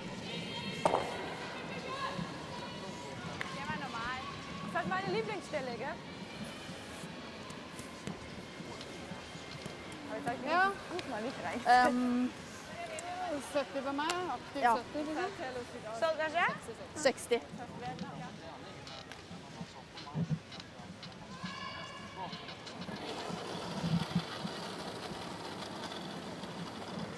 Seksti. 10. 5. Ja. Ikke 7, da må du køle. Oi. Er den på 10, eller? Ja. Den ser veldig lang ut. Nei da. Bremse nå. 9. Igjennom, ja, da kan vi jo ikke ta den forbi. Vi må prøve å... Den var lang. Vi må prøve litt på stjeling, synes jeg. Vi kan heller være litt korte der, kanskje. Så vi... Ja, og det er ikke så dumt, det.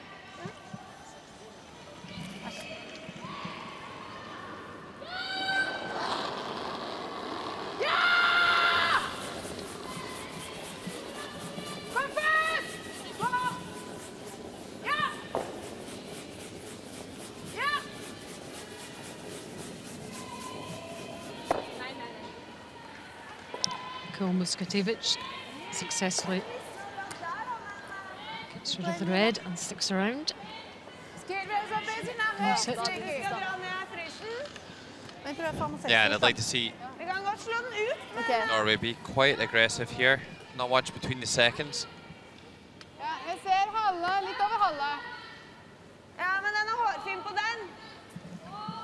Norway probably have to try and play a freeze here. Sorry that they come down and play some sort of bump or takeout on that Yellowstone on the right-hand side of the picture.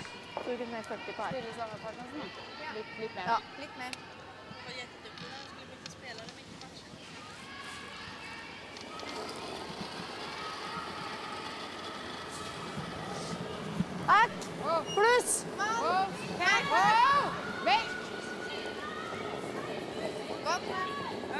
Helt vekk, bare helt vekk. Bare la den jobbe. Kom igjen. Jobb. Ikke rør! Ja, tar du den? Ja! Kom igjen! More mistakes from Norway. Meantime, let's head to sheet C. Scotland against Czech Republic, 7th end. The Scots 8-4 up. It's the Italian skip with the last stone. Sorry, the Czech Republic skip with the last stone.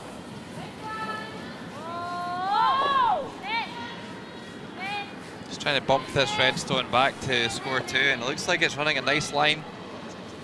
See the stone really curling hard when it crossed the centre line. Perfectly played. So they close the gap. 2 for the Czech Republic.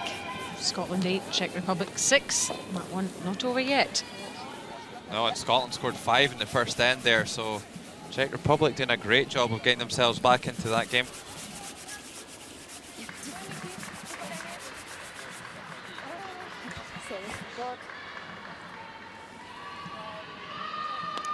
A lot of yellows around and all wide apart.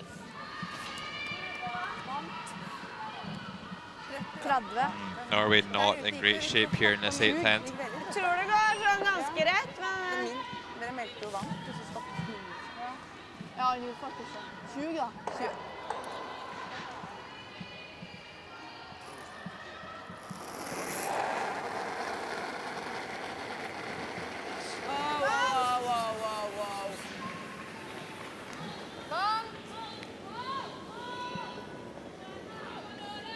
La den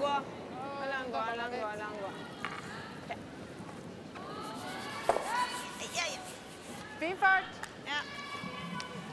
Greit det. Fin fart, Adelina. Just wonder if the Norwegians are starting to tire a little bit on this 2-game day. Really not many 100% shots getting made at this stage. Lots of hit and rolls out and draws behind the T-line. They're really not putting any pressure on Germany at all at the moment.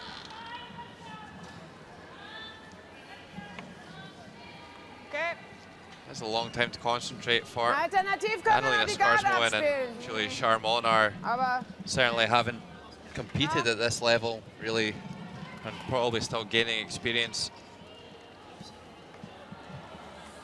It is a factor, for sure. And they'll want to play well, they'll put pressure on themselves to do well for the team.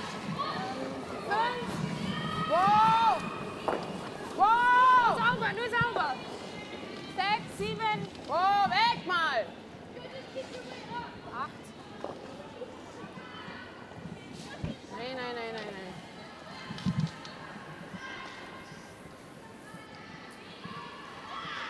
Godt så.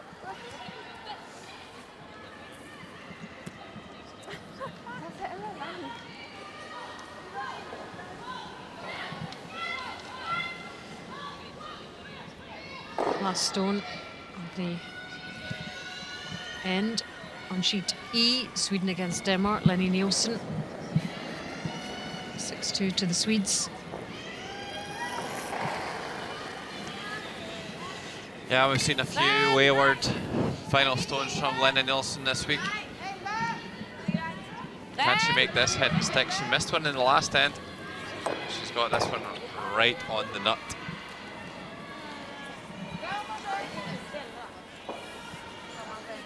Still a wee bit of work to do though. They're trailing. It's now Sweden 6, Denmark 3 after 8.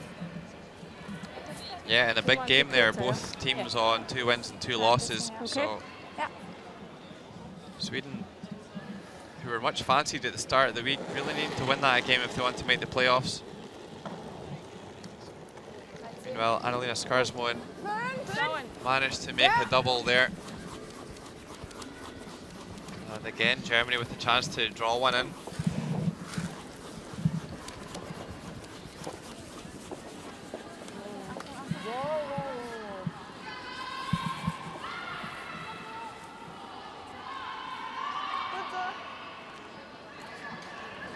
So another well-positioned stone.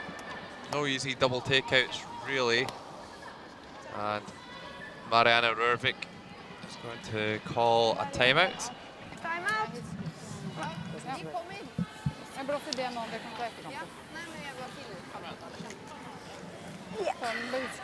It's going to be a crucial part of the game.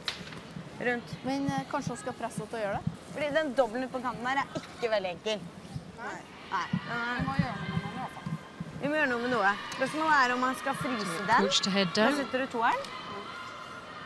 Vi snakker litt mer før han kommer, hvis han er en Yeah, that's team coach Stig Højberg. Of course, Stig is the father of Marcus, who is the alternate for Team Ulstrud this week. Og da drar hun bare en ny en rundt der, og så er det ikke Even got a little bit of ice time against France earlier on in the round robin. Ja, jeg tenkte frysen på den gir jo toeren. Fordi det køler så mye at jeg vet ikke om vi får gjemt bak, og så får hun liksom hentet opp alt. Men om du drar dit da, så da har du Ja, to muligheter egentlig. ja, der eller der, ja. Da må jo hun gjøre noe med det. Ja. Hun eventuelt på bakkant der. Ja. Så på siste stedet så tror jeg at hvis du skal dra på den som ligger bak der, så må rundt den. prøve å komme Ja. rundt den. Ja, da må vi rundt den, ja. Ja. Og hvis du ser han din at du stopper kort, så er det bare at du stopper opp av den du må være på. Ja. Men Ja. drar på den første her. Ja. Greit. Men ikke sant, der er veldig dumt å ligge, for da bare pirrer hun ut da. Ikke sant? Så man helt ned, så må vi ligge Stig heads back up after giving his opinion. Jeg må toeren. Egentlig primært på den da. Utover der. Ja. Motsatt, det var bare det. Ja, hun har vært på cirka midten, altså. Vi er litt ekstra. Jeg liker godt. So an interesting call here. I actually quite like it. 14. Sansebra. At det er samme. I'm going to try and draw one into this kind of nest over here. Try and force a mistake from Andrea instead of continually just letting them draw the wing and just making single takeouts. So we're going to try and put a little bit more pressure on Andrea here. So they're kind of hoping, draw one over here, Andrea makes a mistake, jams and rolls out, and then maybe with Marianne's last one she can come around and tap the other yellow through to lie 2.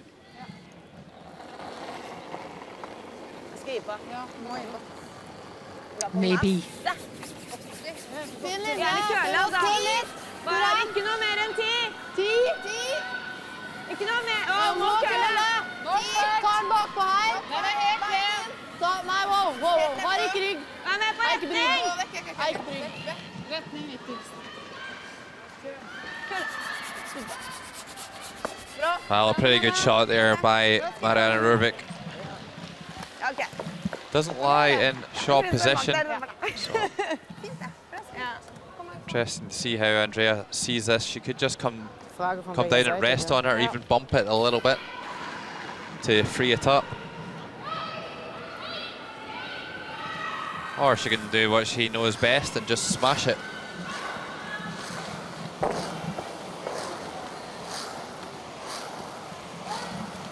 Very much a no-nonsense approach that Andrea brings to the game.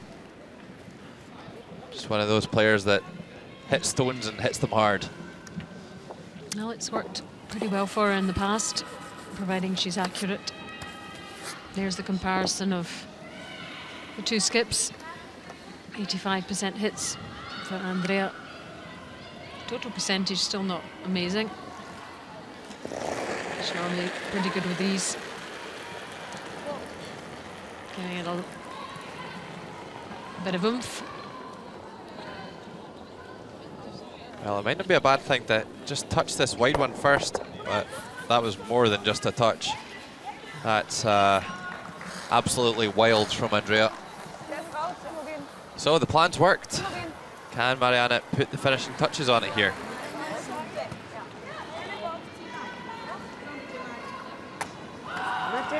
Just a really, really poor shot from Andrea. There wasn't a lot of finesse attached to that. Ja, gerade einfach. Ich gedacht, der zieht doch schon. New window of opportunity for Norway. Altså, enten der eller... Well, I think Marianne is maybe overcomplicating the situation here. She's calling a tough draw. Really difficult to get it in a spot that doesn't leave an easy shot for Andrea to score two. She could come down the right-hand side of your picture, around the guard, and tap that yellow through to lie two. It is quite a long guard, but maybe she knows something that we don't. Maybe after seeing that last end turn from Andrea, she wants to make her play another one down that side. I don't know that Andrea would do that again, would she? Not a second time.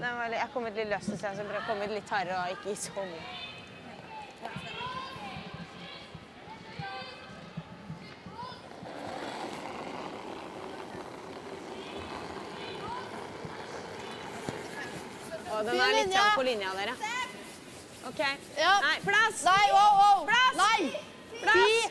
Pass på, går til å kølle mye! Kølle! Ja! Kjempelinje! Skal få hit bak åtte. Needs to get past this yellow stone. Oh, it's just going to catch. However, it does look like it's still partially hidden behind the guard. As mentioned, it was really difficult to get that stone in a good spot where Andrea wouldn't have an easy shot for two.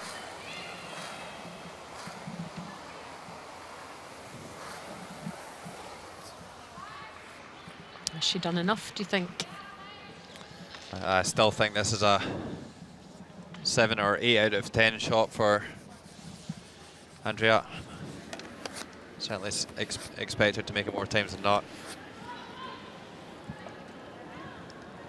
And she could score two here.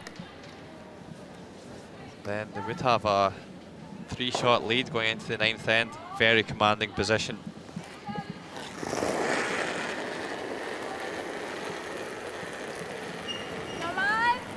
So final stone of the 8th end. And Andrea does not want this one swept. Seen it curl a lot when it gets to the centre line. Will it get there enough? Does enough to score one, but won't hang around to score two. And that was a bonus really to Norway. Just one shot for the Germans.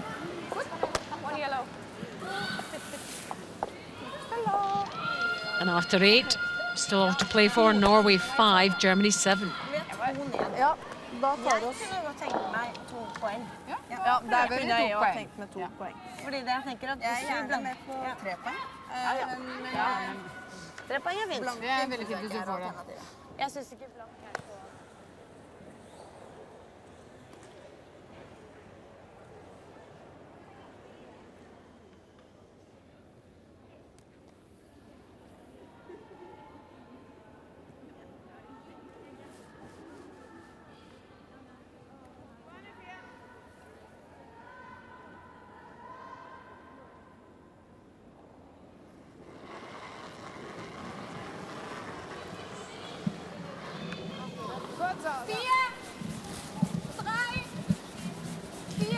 We're into this ninth end of this contest between Norway and Germany.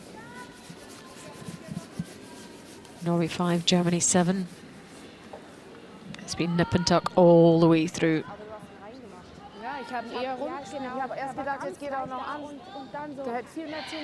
Both teams looking for their second win in this round robin.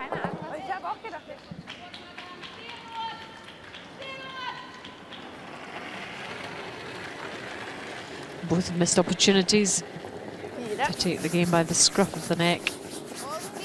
Oi, det driver der, altså. 2, 3. 3. OK, well. Ja. Ja, ja. Ja. Ikke sånn der. Bra. Sitt da.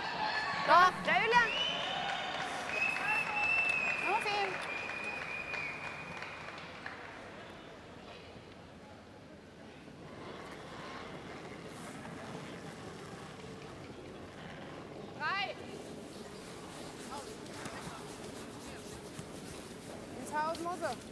Ins Haus auf jeden Fall.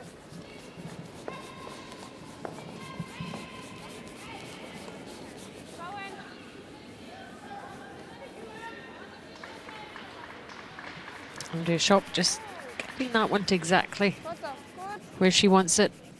It's close to that other yellow.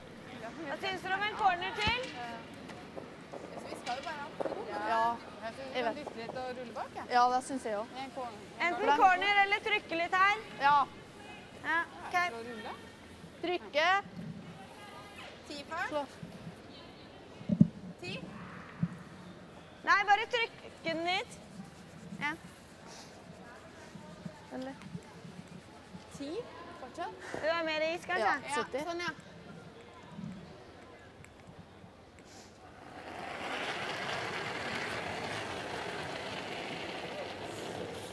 Fin linje. 10. Okay, vent. Pluss. Vent på. Vent. Bak den gjennom. Ja, vi må holde den. Oi. Den der, ja. You see the stone beginning to curl now, catching 1, 2 of the yellows. Will it stay in or it's out? It's gone. So a bit of a mistake from Norway.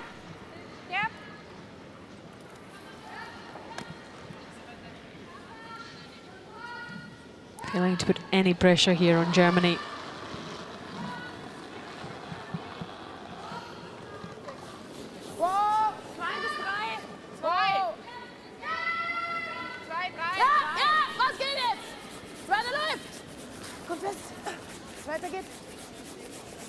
And even this one, working as hard as possible.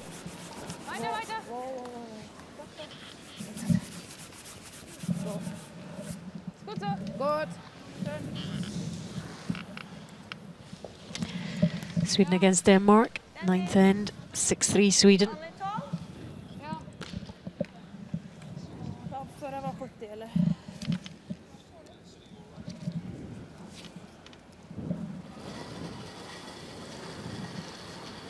Here's Maria Pritz. Looks like they're in a little bit of trouble, facing a couple of yellow counters. I don't know if she's trying to just play some sort of tap back or something here, but it very much looks like they're going to concede one, so I don't understand why they wouldn't just hit the wide yellow to do that, but we'll see how this works out. She managed to score one. I think it's a good attempt by Maria. Maybe not a great call when you're 3 shots ahead. Saw some suspect calls this morning when Switzerland played against Sweden. Myself and Kenny couldn't quite understand some of the strategy that was going on for really a world-class women's team. Yeah, they've been there more than the T-shirts, so 6-4 though in that one. They're still ahead going into the final end. Yeah, meanwhile, I'm kind of amazed on this sheet that Andrea's throwing centre guards when she's 2 up. I know her stones are in good position in the house, but very quickly an Ed can change, and she had an opportunity to peel the corner guard there and completely kill that 9th end. But she's turned it down. And this looks like, oh, it doesn't quite finish in shot position, but the play starting to go towards that corner guard that could have been peeled before.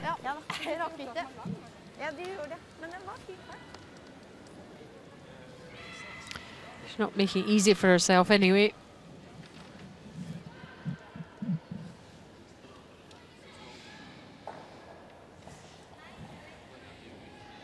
Three games still going on in the arena.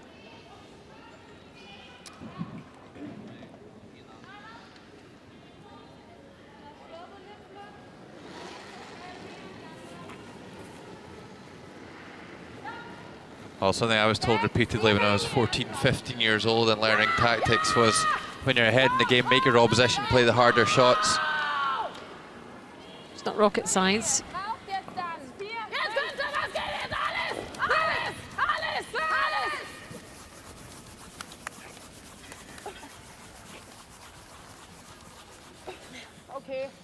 Doesn't do enough to lie in shot position, so I wonder if Mariana might try and manufacture something around this corner guard.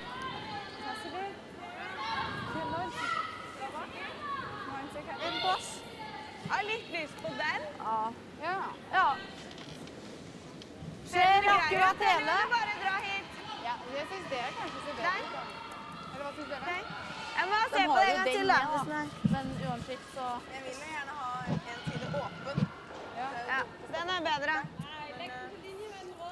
Alternativt kan vi tappe den. Halve på 8. Oi, nå. Ja.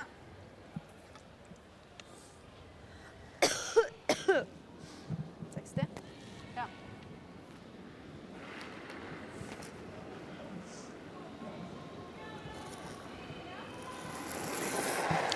Annalene Skarsmoen, 54% on her 7 draws, 75% on 9 hits.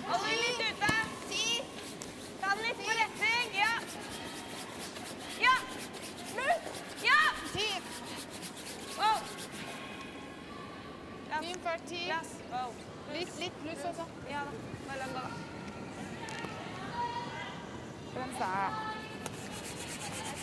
Bra. Bra, Annelina. Bedre der enn sånn kort. That's a really good draw there by Annalena Skarsmoen. Really good to get over there behind the Yellowstone. But Andrea Schopp showing her willingness to mix things up here in the 9th end with a 2-shot lead. Again, could be playing a tap here, and if it doesn't go quite right, then she's at least going to open up that back red. A really aggressive call here from Andrea, perhaps unnecessarily.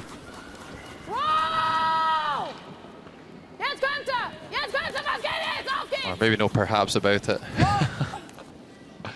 Looks like they found a nice line though. But if it works, it works.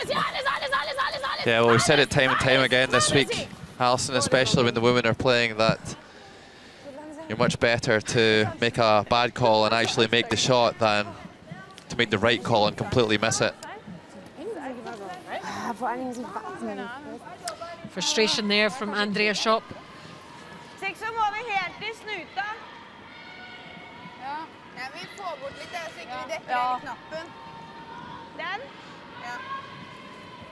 I don't want to labour the point too much here, Alison, but you will. I will. And I'll say that this is completely her own creation. She had an opportunity to peel the corner guard early in the end with a 2-shot lead, and she turned it down and threw a centre guard, and look at the amount of stones we've got in play now. And this is absolutely what you don't want when you're leading the game. However, they have just made a nice draw to get themselves out of trouble.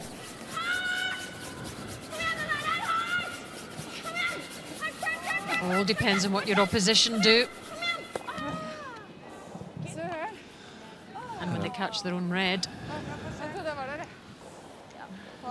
Yeah, not a good reply there by Skarsmoen.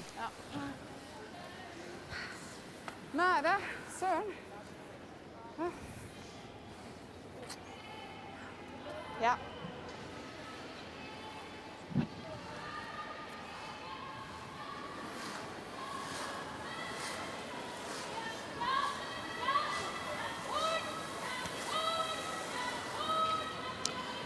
Here's the amount of time left for both teams. 10, 11 minutes. Yeah, both teams have a comfortable amount of time remaining. Generally allow for around 7 minutes an end as a minimum. Schnell warm dürfen immer gehen. 1-0, oder? 3:07 war der bei mir. Und Nikis Guard war 31.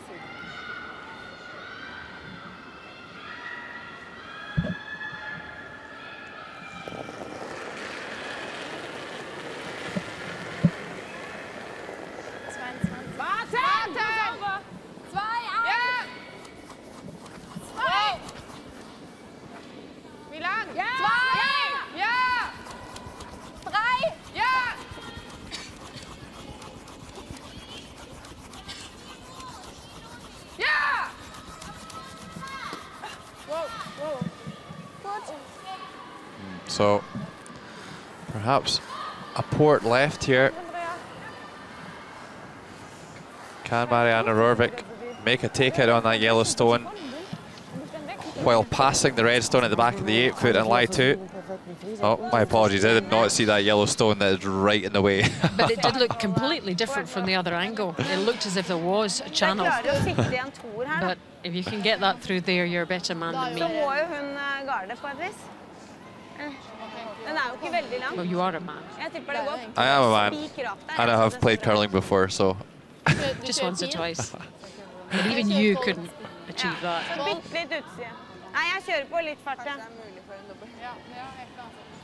So other options here? Well, she's going to have difficulty scoring here.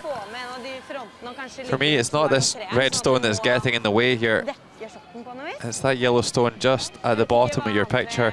She could try and drive that across the face of this red stone that she's trying to hit directly. And that would open up the shot stone.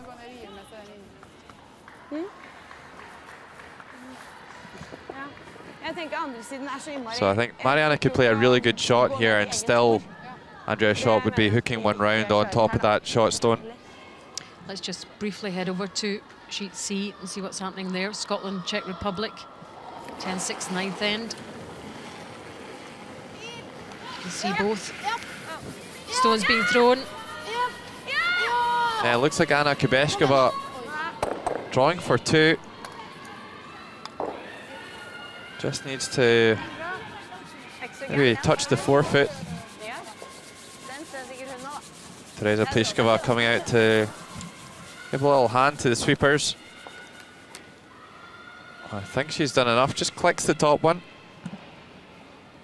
And it will be a score of 2, I would say. 9 ends played between Scotland and the Czech Republic. Czech Republic hanging in there, as I said, after losing a 5 in the first end. And 10-8. Going into the final end, Scotland will have the last stone in the 10th.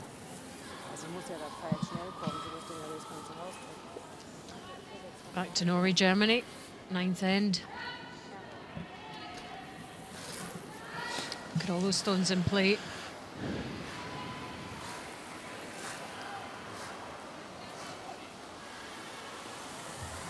So I'm looking at all these stones in play and I'm just trying to work out what just happened while we're focusing on Scotland and Czech Republic. But one thing's for sure, Marianne Rorvik is going to have a tough job getting rid of that yellow stone at the top of the 4 foot.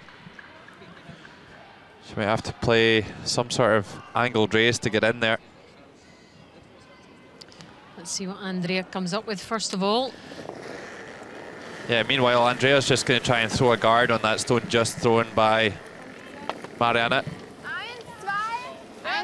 Just cover the kind of the short raise double.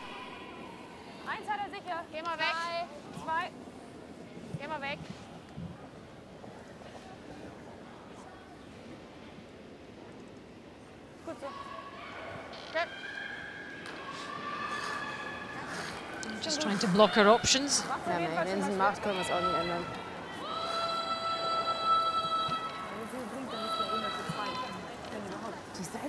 So a good shot there by Andrea. So Marianne could play the triple raise. Yellow, red, red, yellow. They're all reasonably well lined up. Or probably just as difficult it would be to raise the red on the top right-hand side of your screen onto the shot stone, but the angle's probably not quite as good, as it would just be sending the yellow towards that red at the back of the forefoot, and they need to give themselves a chance to score 2 here, so looks like the right decision here for Marianne. Reminder on the colours: Norway the reds, Germany the yellows.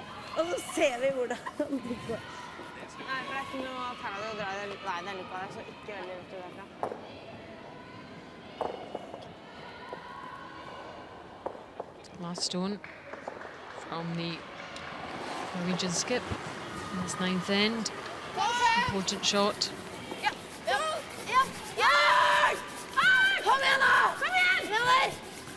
How's this one looking? It's gone a little bit quiet here. Hits too much on the inside. And it's going to be a steal of 1 here in the 9th end. It looked like quite a timid effort to that, actually. Well, it certainly wasn't an easy shot, Alison. And Andrea Schopp rewarded for some risky tactics in the 9th end. Yeah, she played an interesting end for sure. And it's Germany who are in the much stronger position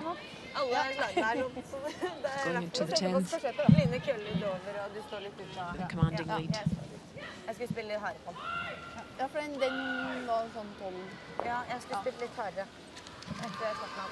As we go into the 10th with this one, another game has finished in the arena, and it is victory for Sweden. Sweden 6, Denmark 4. Sweden ahead for much of the game. They go through successfully with another win.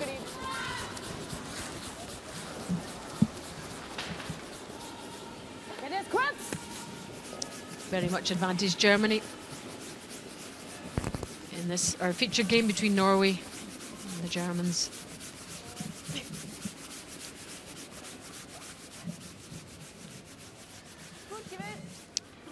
Five. Can the Germans see this one out? Well, I'm hoping not to see any centre guards from them in this end, Alison. But you never know from Andrea. She gets a good one in there, she might try and protect it. But I'm kind of hoping just to see a whole lot of peeling from Germany to run this game through. Now, with a 3-shot lead, that would be normal practice at this stage.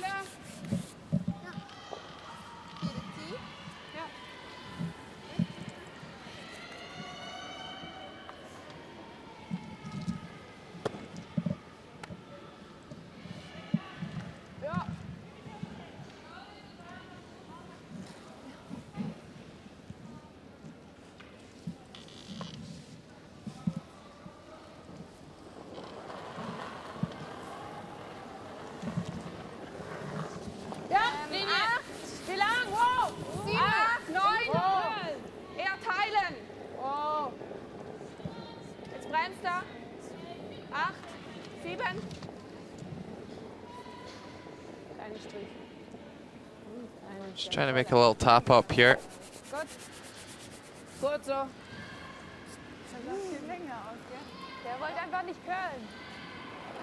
Another corner guard here for Julie. If you're Norway, what do you do here to try and rescue this situation? Well, you need to throw a couple of corner guards to start off with, utilising the free guard zone. Then, if you're going for the orthodox approach, then Germany will start to peel the guards. And you just really need one miss. And you can soon generate a score of 3. Just one missed peel and it becomes a really great possibility to score your 3 to get the game tied up.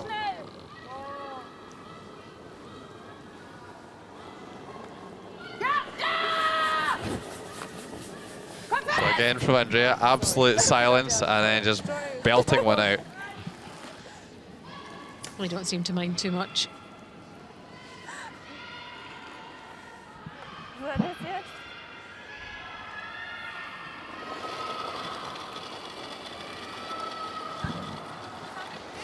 Well, Camilla Holt's throwing a few guards in her time.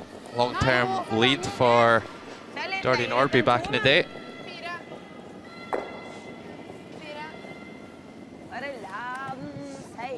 Stopp da. Nei, stopp da. Nei, stopp da. Fint det. Bra, Camilla. Ja, det var en veldig kald beregning da. Just runs a little bit further. You do try and get the guards evened up as much as possible to prevent any potential double takeouts. Maybe not such a problem in the women's game, but in the guys, they can throw it so hard that any sort of angle, they can soon make both reds go away here. All to do with the power. Some good footwork there by Stella Heiss. Does a full Maradona turn on the stone there. She was quick on her feet.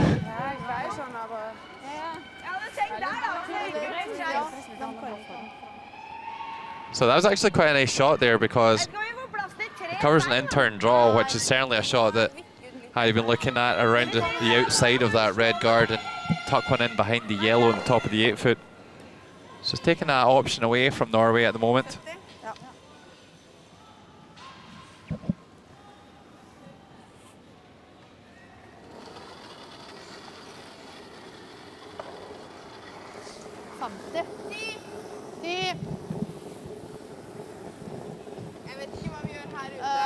Bremse.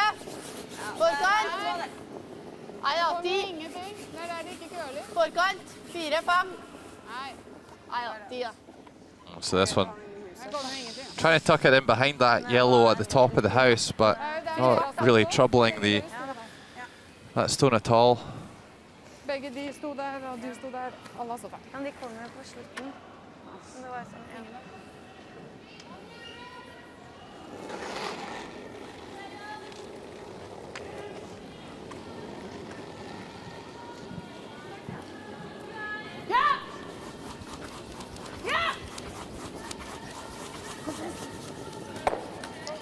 And away it goes.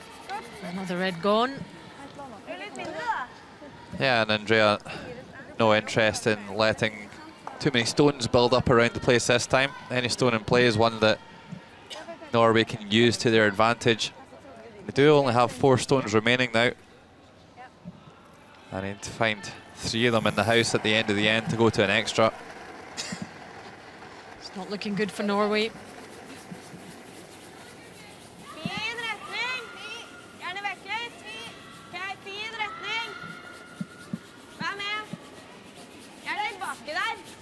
Looks like a better line this time. And I want to try and drag this as far into the 8-foot as possible to get it fully buried behind that yellow.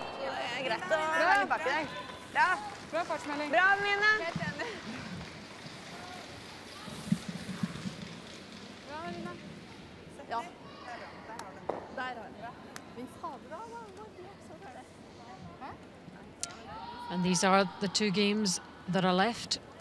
Scotland, Czech Republic, and our feature game Norway against Germany. The Czechs pushing the Scots all the way. And it's been quite a tussle between Norway and Germany too.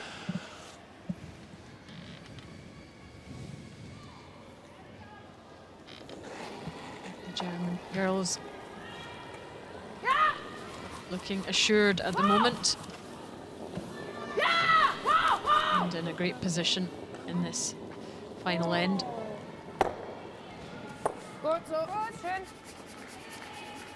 And away goes another red. I seem to be saying that a lot. Der kommt wieder zurück. Der kommt wieder zurück. Aber wie?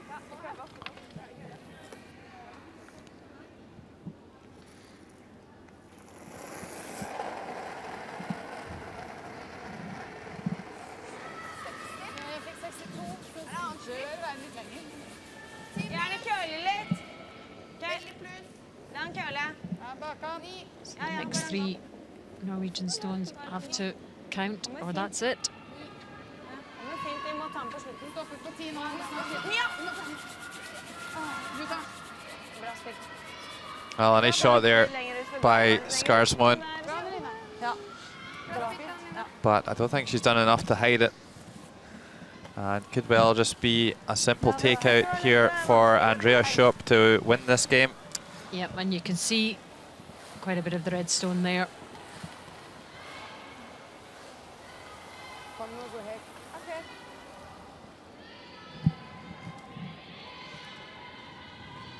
Well, one thing's for sure, I don't think Andrea's going to be wide with this one.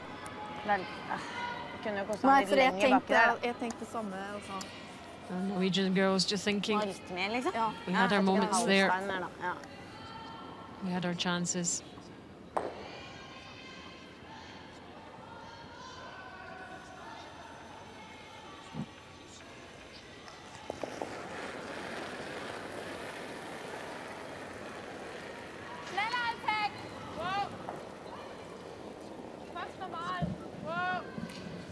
It's got a little bit of curling to do here at the moment.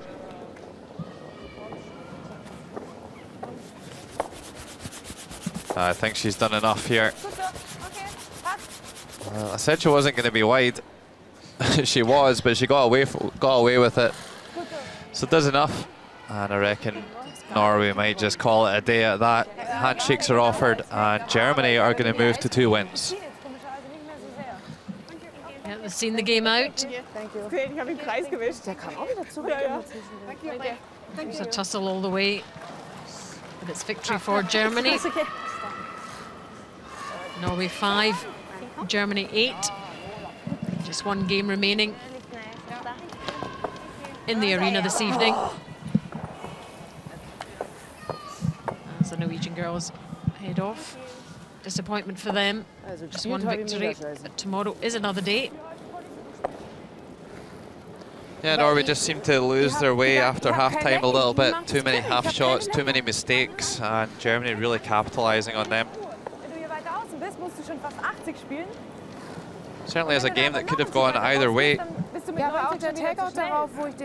Really matching each other in the middle of the game, going 2 for 2. 4 twos exchanged in the middle of the game, but maybe just a couple of misses in around 6 and 7 making the difference for Norway to lose out. They'll remain on 1 win, while Germany will move to 2 wins.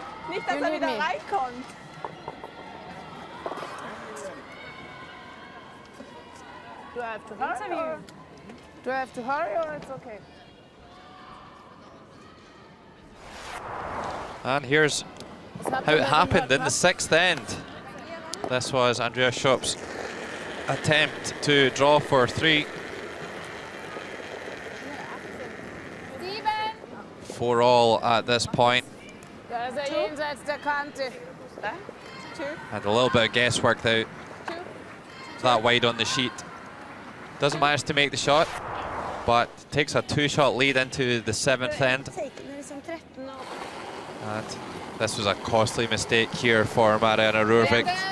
Chance to tie the game up. And just maybe a little bit too pacey and rolls out of the rings. It would only be a score of 1 and a 1-shot lead going into the 8th. Germany scored 1 in 8. And then here was Marianne Rurvik going all out for a multiple score here in the 9th. Stones everywhere. But it would be a steal of 1 for Germany, and that really put the game beyond doubt. And Germany managed to run Norway out of stones in the 10th end. Final score here, Germany 8, Norway 5. Thank you. Thank you. Okay, ich habe ihn Kreis gewischt. Der kam auch wieder zurück. Thank you. Thank you. That's okay.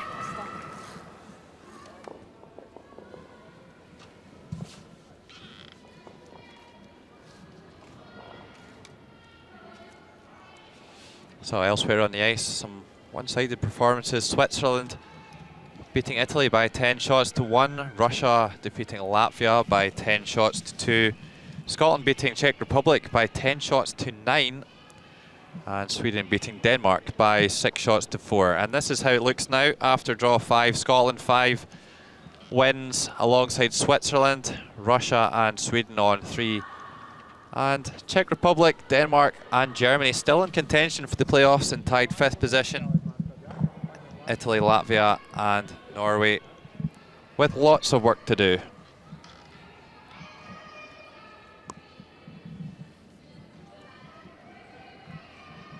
played, certainly on the victory. How do you feel your team actually did play in that one? Yeah, I think we played better this morning, and we had some problems with the weight and everything, so it didn't work out as I wanted, but at least it was a win, and I myself didn't play so really good, so yeah, but that's a team sport. You have to win as a team, and yeah, we kept each other up, so yeah, it worked. And I guess it's capitalizing on your opponent's mistakes as well. Yeah, of course, the ice is really good. It's swingy, and we had some problems with there are some spots where it's slower and some spots where it's really fast, but it's really swingy, and then of course you can force the opponent to make some faults. That's what curling is all about. Yeah. What are your expectations of your team this week? It's difficult to say.